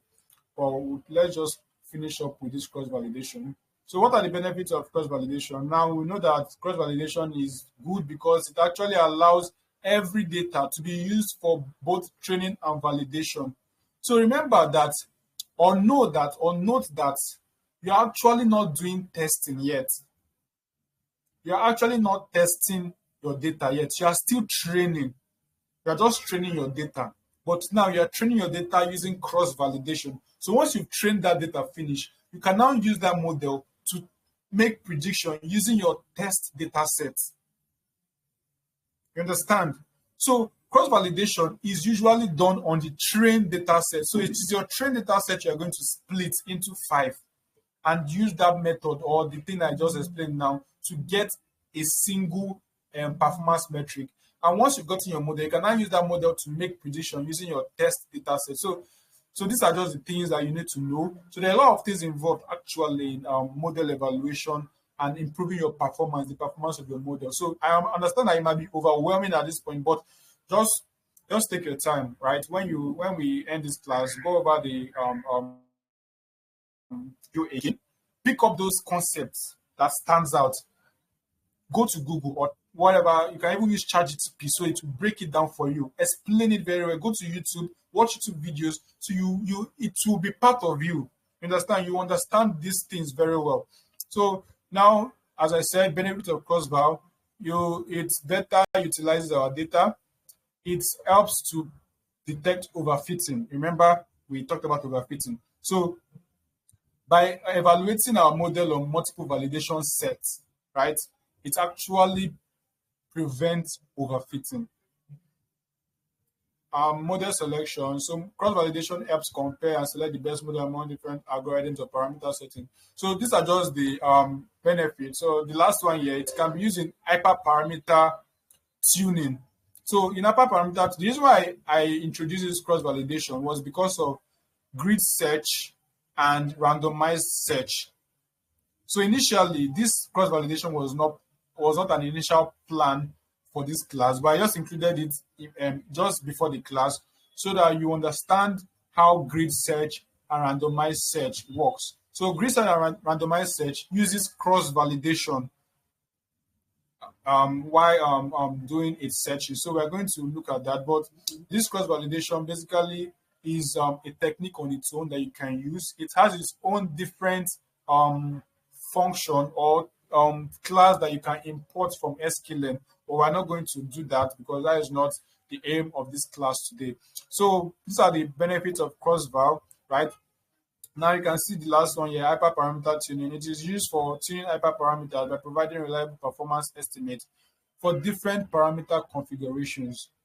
So this is just an illustration showing you exactly how cross-validation works. So in cases where we have 10 splits, like let's say you split your data into 10 different parts or folds, you're going to have 1, 2, 3, 4, 5, 6, 7, 8, 9, 10 experiments or 10 different combinations that you train your model on and get an accuracy for each of them, and then compute an average for that particular or for this particular trained model.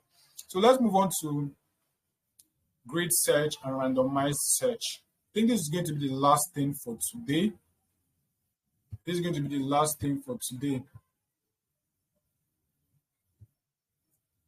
So now, what is grid search? Now, grid search is a technique used in hyperparameter tuning, where a model is evaluated for each combination of hyperparameters in a specific grid. I actually like to use diagrams to better illustrate it. So this is what grid search is. Understand? In this case, we have just two hyperparameters. We have max depth and we have n estimators. Understand? So this might be maybe for decision random forest algorithm now, or you want to use a random forest algorithm to build a model. So we are trying to combine max depth and n estimators, different values of max depth and different values of n estimators. So it's going to represent it in a grid. So in this place, you can have like max depth of 2, 4, 6, 8, 10, or 2, 3, 4, 5, any number that you want. And in this place, you can have n estimators of 150, 150, 100, what have you. So what grid search does is that it combines each value of max depth and each value of n estimator and run a model. It will combine those parameters, hyperparameters, and use it to train your model or your data, or train a model, and it will give you an accuracy. So you have accuracy for that combination. You still come here again and combine the next value with the next value of n estimators or the previous one, and you are going to get an accuracy. So it's a very, very intensive process because there's a lot of combination happening. So for each combination, you are having an accuracy score. For each combination, you're having an accuracy score. So at the end of everything, you're now going to have a list of accuracies based on the combination of parameters or the parameter combinations you have. And now you can now select the one that is the best accuracy you have. And the best accuracy you have will now point you to the combination that gave you the accuracy. And you can now select the combination of parameters. I'm going to illustrate that. So let's just move on with grid search. So grid search is a systematic approach, right? While randomized search is a random approach. As you can see here, grid search, you have to go through everything one by one, right? While random search, you just randomly combine different values of the two parameters. Randomly, it does it randomly, right? So that is the difference between the two. So randomized search was created because grid search is intensive. Imagine when you have like 5 parameters, right? Or 5 hyperparameters. And for each of the parameter, you have like four values each. So if you do the permutation and combination, you understand or you know that there's a lot of combination in that particular to be done in that particular model. So your computer will go through each of the combination one by one and provide an accuracy for each of them. So it is very, very intensive. So that's why they created random search, randomized search. Randomized search don't go through the different combinations systematically, but rather it does it randomly. It just randomly picks different values and combine them, right? So when the way it stops is that you are going to indicate how many number of times it is going to go or do the random search. So if you say 10 times, it's going to just do it 10 times. The first combination random here, second combination here. Also, until when it does for the 10 times, it's not going to go through the 10 models or the 10 models that have been built and compare the accuracies. The accuracy with the one with the highest accuracy will not be selected. While for grid search, it is going to go through everything from beginning to the end and now compare all the accuracies and select the one that is best. You understand? So I just wanted to give that overview. All right. So in grid search, you first define a grid of hyperparameters. Don't worry, as we are implementing it in code, you are going to understand. After this, we're going to go into our code because I believe that's what most of us are fascinated about. So we define our grid of hyperparameters, and then we now train and evaluate a model for each combination, and then select the combination with the best performance. Very simple and straightforward process.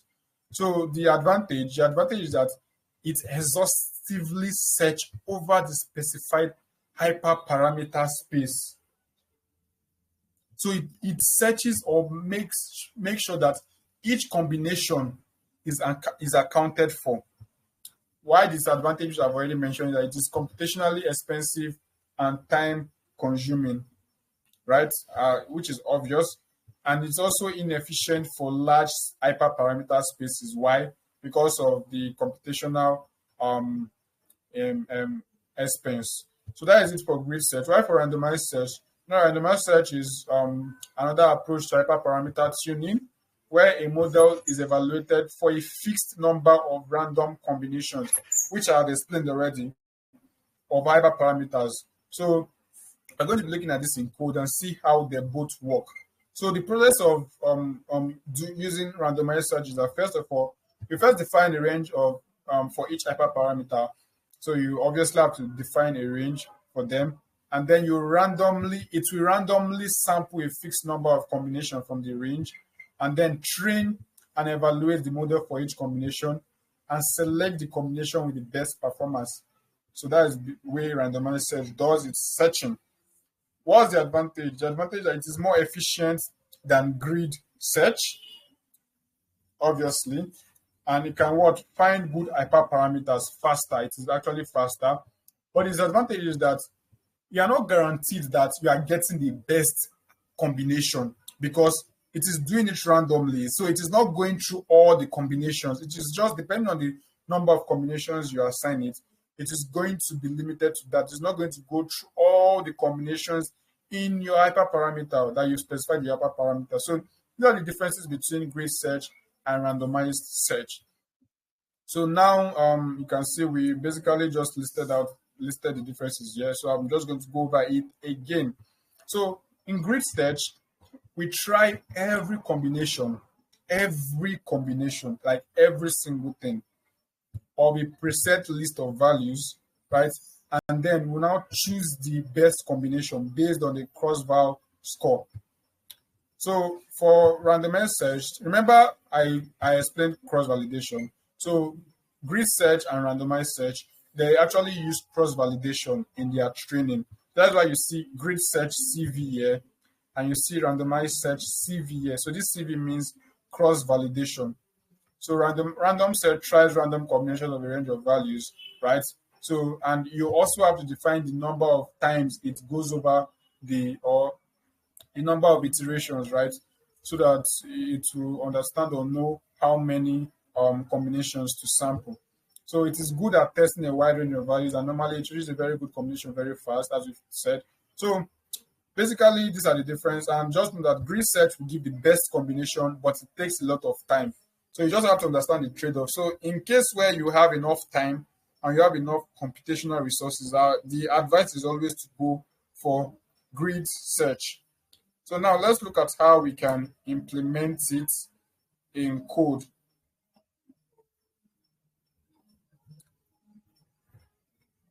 So let's just go over here. We are going to use the models we've trained already. We're going to use, let me import all this. We have our data here, right? We have our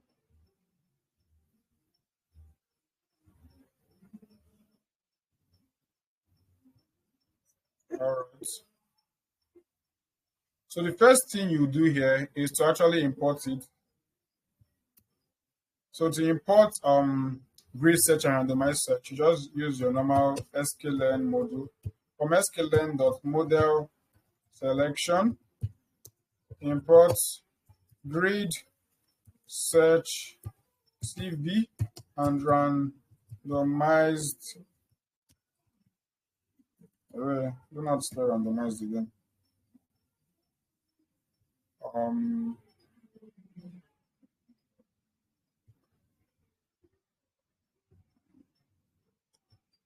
Let me be sure. Yeah, randomized search. Let's imagine randomized search CV. So this is basically how you import it. You import it from the model selection module. The same thing as the test, the same module for test, train, test, split. So once you import it, you just have to go and initiate the object. So don't mind all this. This was just the PCA I was supposed to look at today. We'll look at that in the next class. So you can come here and say, start with GridSearch.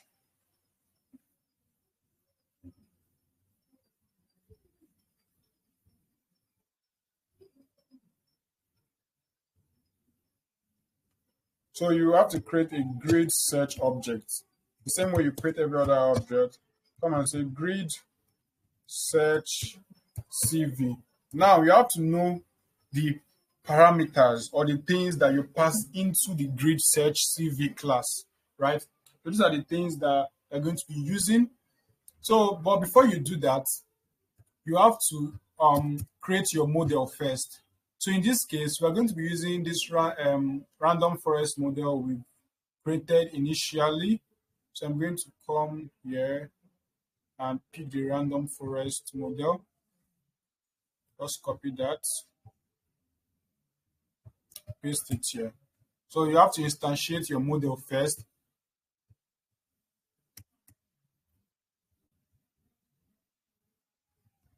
So you remove everything inside here. So you don't include any parameter yet. So you now come and define all the parameters that you want your grid search to search through. So before you do this, you have to know the parameters for that particular algorithm. So for random forest, these are the different parameters we have here, as we've said. We're going to just going to use the examples we have here. So for this example, we're going to use these parameters. So let me just copy because of time and paste it, right? So as you can see, we are creating a dictionary. So this parameter list is actually a dictionary of the different hyperparameters. So the key here is the hyperparameter, while the value here are the list of values for that hyperparameter. Remember, if we don't do this, what we do here is just to come here and say n estimators and just say 100. So instead of just using one, we can come here and define n estimators and create a list of as many as many values as we want. So we can say we'll try for 10, we'll try for 50, and we'll try for 100. So you create that list. You can bring another hyperparameter, max depth, and then you try these different combinations. This one is 0 basically. You try for 10, you try for 20, you try for 30. You can just as many hyperparameter as you can use. So you can just, for in this case, we are just going to be going over 3 hyperparameters with their values. So once you've defined this param grid, you will now have to come to grid search here, right? So come to grid search. Right?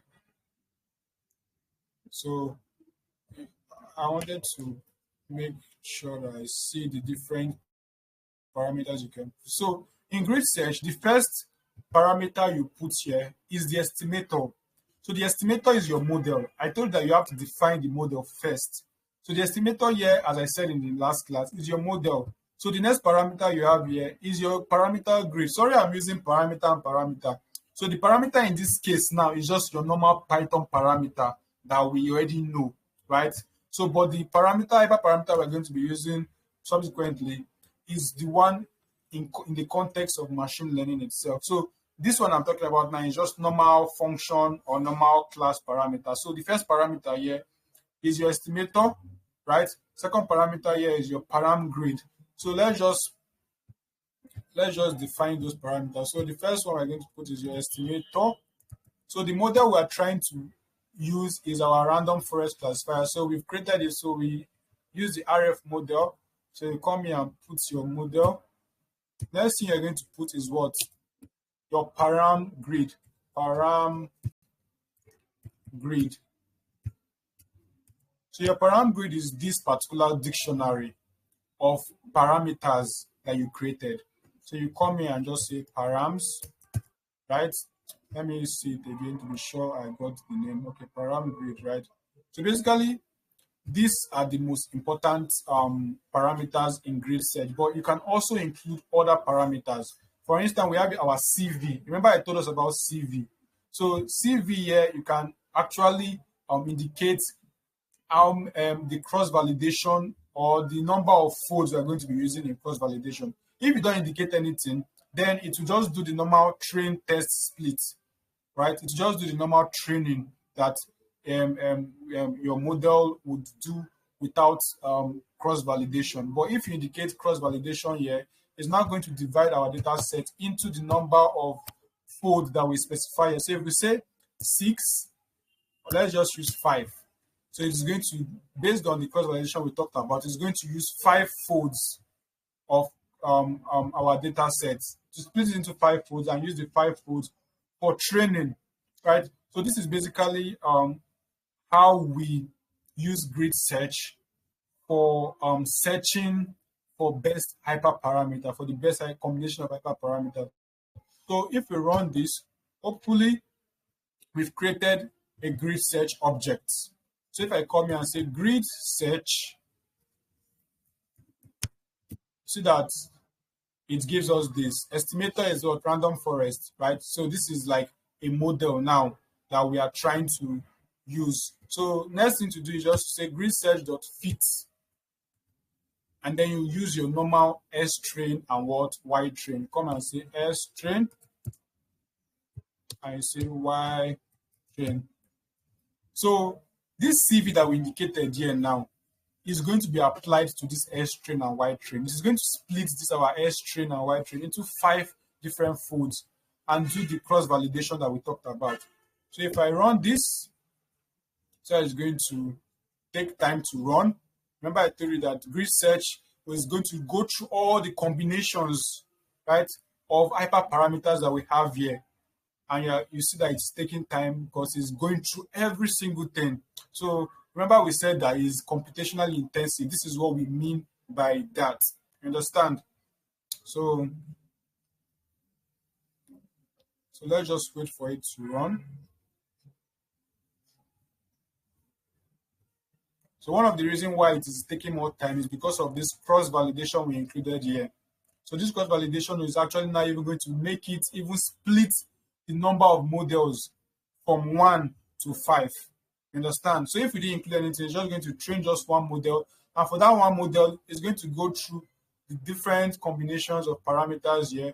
But in this case, we've trained it into 5. So it's going to train, for each model, it's going to do combination of these different models, right, and get accurate. So it's actually a lot of stuff happening.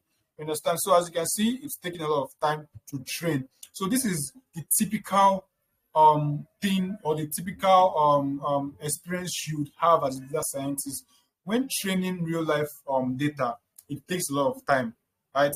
Either because your data set is a lot, you have a lot of data that you are training your model on, or you're actually using this particular technique, hyperparameter search and tuning technique, GridSearch, right, to train your model. So it is going to actually take a lot of time. So we'll just wait for that to finish training. But as you're waiting, let's just go over what we are going to do after. So as you can see here, we have the grid set that we set up.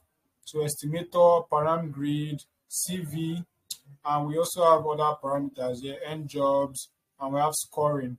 So this scoring is going to tell you to use accuracy to evaluate the model while training. So you now come here and fit it into your data, and then once it has fit the data, you can now get the best parameters combination using this particular function or this particular attribute, right? GridSearch.bestParams and GridSearch.bestScore. So it's going to give you the best score and the combination of parameters that give you that best score. So you can now use those parameters in your model to train your model properly. You understand? So the same thing for, let's just go over randomized search. It's the same process for randomized search, but there is a difference in randomized search. For randomized search, you actually include random states first, right? I don't need to start explaining why you are including random states. And you also include n eta, number of iteration, because you want to tell the model how many times you are going to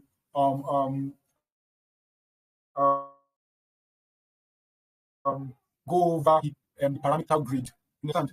Because you're trying to do a random search, so you have to know how many times you want to do, or you want to like pick different random combinations. So you're going to do it 100 times. So the number of combinations you're going to have is actually based on this n eta parameter. So if it is 100, it's going to take a lot of time. If it is 50, it's going to take lesser time. So depending on the number that you have here, it's going to determine the time it takes for your model to train on your data. So once you do that, you then just go ahead to fit your data, and then the same thing for grid search. You will get the best params, and you also get the best score as well. So let's just go back to see if this has finished training. So as you can see, we are done training, right? So if I come here and say grid search dot best params, you see now that we have a combination. This is a combination of parameter that gave us the best score. So for max depth, remember we have depth here, none, 10, 20, 30. So the best value for max depth is none, right? The best value for minimum sample split is 5, and the best number of estimator is 50. So let's look at also the best score. Say grid search best score. So you see that it's giving us okay. So this is, I don't know why it's giving us this low value, but basically this is, out of all the combinations we've trained, this is the best score we are having. So why exactly are we getting that? Okay, let me visualize the data set to know if the data set is X train, Y train rather. Okay, you can see now that the same thing as yesterday, like we are training on a continuous variable as the label using random forest classifier. So it's supposed to be a binary label. So we just have to change that, come here to where we have our other data sets. That is the diabetes data. So come here and just do this. So I believe if we should check our Y now, it should be this. So now we're going to run this grid search again. But at this point, I'm going to reduce this CV. I'm going to remove CV. So it's going to train faster, right? So that is it for grid search. So let's just try creating randomized search too. So I can come here and say using randomized search. I'll come and say params, param random. Let me just use random in this case so that I can differentiate it. I can say param grid, come here and say param grid. So I'll come and say use the same parameters, right? And come and say rand search equals to randomized search CV, and you say estimator equals to RF model, and then you say param grid equal to params rand, and then you have your n eta. You have your n eta. As I said before, let's just make it 50, right? And then you have your random state, so that to make it reproducible, random state equals to 22. So these are, we've created our randomized search objects now. So just run that again.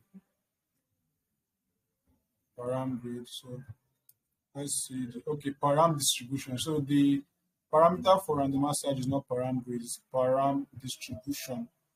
So you come here and say param distribution and run it. So now you can now come and now train. So we've trained our grid search again. Let's just quickly check the best param. What's the problem now?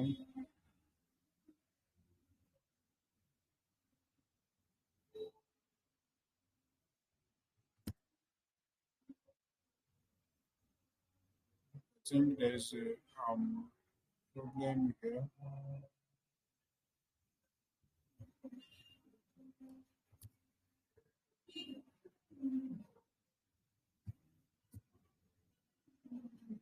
All right, so let's just quickly train the randomized search as well. So we'll come and say rand search and fit it into our train data. So S train and Y train. So once it has finished training, we just run this one. So once we train this, we can just come and say rand search dot best params and say rand search dot best score. All right. So we just have to wait for this to finish training. So this is basically it for today. So we've looked at how to improve our model performance, right? So we didn't really go or use a lot of examples because of time.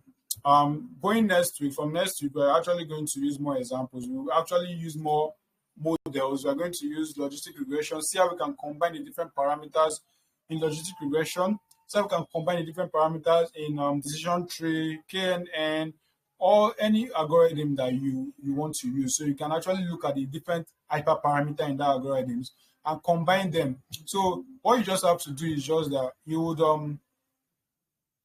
would define the param grid, right? So you make sure that you know the different parameters for that algorithm, and you use it in the dictionary, and indicate the hyperparameter and the different values you want to train it on. So let's assume you want to train it on more than 3 values. You can just put let's say come here and say 150 200. So it depends on you, right? It depends on you. You can even come here and say 35, 40, and so on. So just know that the more values you indicate here, the more time it is going to take to search through these parameter combinations to give you your best score. You understand? So just put that in mind, right? So unless you have a GPU that you're going to be training on, you should just try to limit the number of values that you have for each parameter so that you can train your model as quick as possible. So it is very, very common for you to spend hours training. There was a time I trained, I spent hours. The thing was running for hours. You understand? So this is a normal thing you see. Like for ChatGTP, for example, now, ChatGTP was actually trained for months. I think for about 3 months or 4 months or so. Just imagine that with the amount of computing resources that this company have, they still spent that number of time training. So do you understand the amount of training that is going on to learn from the different, or to learn the pattern and to understand the relationship in that particular data set. So this is a very common thing in machine learning. So for this level we are in now, we might not necessarily be training for that long, but depending on how you are setting up your grid search or your parameter grid and your CV and a lot of other stuff, it is going to determine the amount of time you spend training your particular data. So just explore and practice on your own. You are going to actually understand it better that way. So let's see if our this thing has finished training, right? So I don't know why this is telling me. Okay, so now it has finished training, right? You can see that the best param now for this grid search is what? It has changed now. So mass depth is now, the best one is 30, mean sample is 5, and estimator is 100. So if you get best score, you see that the best score is what? 76%. So out of all the combinations that we had, this is the best that we can get, that we could get. Do you understand? So this is the best that we can actually get from training or combining different hyperparameters here. So if you're not comfortable with this score that you have here, you can actually now include more hyperparameters. You can say, let me come and check the different hyperparameters for random forests. So I can come here and say, let me check this, I can put so I'm not going to do all that because of time. I can change this criterion here. I can come and say I will check criterion to be, I'll say criterion and say list. It should be a list, right? Guinea, we have Guinea, and we have entropy. So you might not know all the values you put, so you can always feel free to check it out, either with this particular shortcut, Shift Tab. Right? So if you come here and you go to criterion, you see that criterion here, you can have 3 parameters. You can have Guinea, you can have entropy, and you can have log loss. So I would so on your own, go and understand these 3 different criterions. So these are the different techniques used in splitting decision trees. So I think I explained this, but I didn't go in depth because of time. So just go and make research on this so you understand it better. Although you are good to go actually without really having that in-depth understanding. So you can also have log loss. So you can include more hyperparameter here, right? You can even increase the values here. In this n estimator, you can even reduce it, let's say 2, 3. So you just try a lot of combinations you get, and GridSearch will do all the searching for you. You understand? And give you the best combination. So this is just a very simple or a very basic example. So let's try to work with randomized search now. So we've already created the randomized search object here, right? So let's try to. So basically, we've fitted it. Let's see if we get. So this is the parameter combination. You see that randomized search was kind of faster, right? You see that it is actually faster than it will be faster than GridSearch. So it didn't take a lot of time to train, but it's not like it will not take a lot of time. But compared to GridSearch, it will take a lot of time. So once you do that, you get your best param, and you also get your best score too. So we also wait for this to finish training too. So let's just wrap up with the class. So we've gone through a lot of things today. So I'm going to advise you to still go over this class and digest it, understand it. This concept that I've introduced to us today, try to understand it under fitting and bias, hyperparameter tuning, GridSearch and RandomizedSearch. So to you, it might look like a lot, but with time and with practice and with consistency, it's just going to be a casual stuff, right? So just go over the material will be made available for us today, right? And hopefully the recording will be made available today too. So there will be no assignment for this week. There will be no assignment. What I will just urge us to do is to, once we get this material, try to practice on your own. Try to practice on your own. You understand? So I'm just going to leave it at that, although I'm going to be dropping a lot of resources for you to follow up with. So that is going to serve as that's going to keep you busy this week. So I'll be dropping a lot of resources for you to go over, some YouTube videos, some links, and a lot of stuff, right? So just keep in touch with the Google Classroom. So let's see if I think our model has finished training. So we'll come here and say best params. So this is the parameter combination, right? And we'll check our best cost. So it's still the same thing, 76. So this is just an example of how to do parameter tuning, hyperparameter tuning using sklearn. So you can change the model, that's the estimator, to something else. You can change it to logistic regression, right? So you can change it to logistic regression, right, and do the same thing again. So there are a lot of things you can do, right? We don't have time to go over everything. So we're going to be stopping here for today, and I'm going to be taking questions. I'm going to be taking questions. So I believe we've done justice to this hyperparameter tuning, overfitting and underfitting, right? So that is it for today. We actually almost 30 minutes. This is almost 7:30, so we'll be stopping here for today. So if you have questions, please indicate so I can unmute you.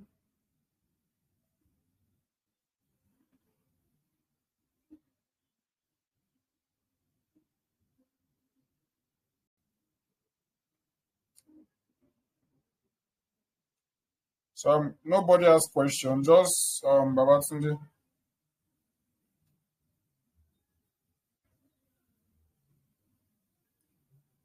Okay, yeah, you can go on to speak.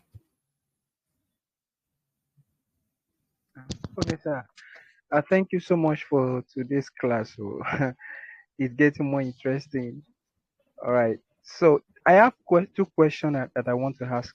Now, the first question is it every time that we want to use our model to predict that we do the training again? Like let me try to explain. Let's assume that we build a model just like we did now in today's example. We build a model, we've trained it already with a particular data set. Now, if somebody now give me another data set to help them predict, now am I just going to pass the data into predict straight away and predict, or I'm going to do the same thing again, separate it into train and test, then train my data with part of.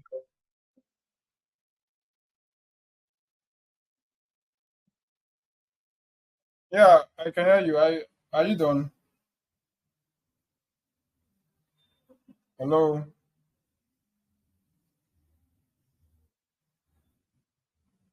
Okay, so let me just answer that first question.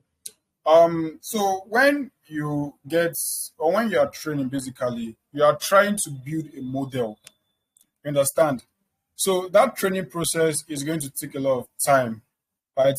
And to build that model, you have to ensure that you are doing everything you can to ensure that that model captures a very good relationship, and that model is performing very well. So all this process we've talked about today is the process of making sure that the model is very, very, very robust, and it is able to predict and make predictions with high accuracy, depending on any metric that you want to use, right? So when you've trained your model and you're given a new data set, basically you just do inference. What inference means is that you just use the model you've trained to make predictions, and prediction is very, very fast. So your model has already captured relationship from a data set. Now you get a new data set, you just pass it into the model using the dot predict, and you make your prediction straight away, right? So the main thing is that you want to ensure that the model you are building is very, very good. So that is the reason for all this stress and all this effort that we are putting in hyperparameter tuning. So you want to ensure that the model is very good, so that when you are giving it a new data set, the prediction it will be making will be accurate. It will be very accurate. So I don't know if you are still here or your network has logged you out, but I believe that should answer your question. I'm still here. So I understand, okay, sir. So okay. the second question that I want to ask is, suppose I have trained my my model with a particular data set now, and I want to use it to predict on another data set. Now, is it compulsory that the new data set should have exactly the same features as the data set that I used to train my model? For example, Thank now you let's very say, much. I understand. I get okay, your question. That is actually a very, very intelligent question. So yes, thing is that exactly what your model was trained on is exactly what your model would predict, or would use in predicting. So if you train your model on 5 features, you are mm, predicting using 5 features. If you train your model on 2 features, when you are predicting, you pass in 2 features. You get, so the same thing you are okay, training on is the same thing you'll be predicting on. You understand? So you oh, don't train your model on 5 features and you now bring 17 features to predict. It will give you an error. To give you an error. So oh, it's what your model has seen that it is going to be able to make predictions on. Do you understand? So when you go yes, to image classification in advanced neural machine learning, that is neural network, when you train your model with images, you understand, you are still going to use images when predicting. You won't come and say, okay, let me try to use something else or that kind of data. So the data format you use in training is the same data format and the same data structure you are going to use while predicting. I hope that clears your question. yes, sir, yes, sir. And again, sir, let's assume, because there is one data that we use when we are doing scaling, low diabetes. So in that data set, we have different features that tells us about whether somebody has diabetes or not. So we have Yeah. the age, the BMI, the glucose, and stuff like that. So let's assume that I just took 3 of those features to train my model. Maybe I took age, the weight, and the BMI. So maybe after I have trained my model. Now I now have another data set that doesn't have those 3, but it has another 3 features that also talks about somebody who has who have diabetes, like other features, but the same dimension. 3 variables, but different names. I don't think you understand what I'm trying to say. I Yeah, don't think you get. I think I get you. I think I get you. Uh, So so will it still work? yeah, the thing is that if you still want to make predictions with the new data set, you have to find a way to impute, or let's say you can just fill in um the the values that you don't have there. You just have to put it, like, let's say, as null or something. So the thing is that most of the time you actually use exactly the same thing for prediction and training. So I've not actually seen a case where you um you use different sets or different configurations of data. So that should be something that you should explore yourself too, right? Because there are so many things, right, to pay attention to. There are so many things that can come up or arise while building your model. So this is actually a very great question, and I honestly wish like we would have enough time, because there's actually another aspect of ML, which is model deployment. So that is what we are going to actually talk more about, testing and making inference. That's what we call inference. Inference is when you are now using your model to now make prediction. This one is not testing. This one is not, you're not testing. This one you're now using actual data. So at that point, you now see how your model would be used in making prediction. So for example, now let's say you have an app or an application that can make predictions. Maybe you're into financial stuff or all this forex and the rest. So you want to be able to make predictions. Let's say there's an app that was created to be able to predict the price or the price of something in coming days. So you'll be given different inputs, right? You'll be given different inputs in a box, like in the application. So you might have like 5 different features. So you'll be asked to fill in or to input or put in different inputs in those different boxes. So what you are doing at that point, you're actually now using your model to make inference. So if you fail to, let's say, fill in any particular feature, the model, it will actually not even go through, first of all, right? So you have to make sure that the feature that you're putting in during testing is aligned with the feature that you had during training, right? So because it is what it is using in training that is also going to use in predicting.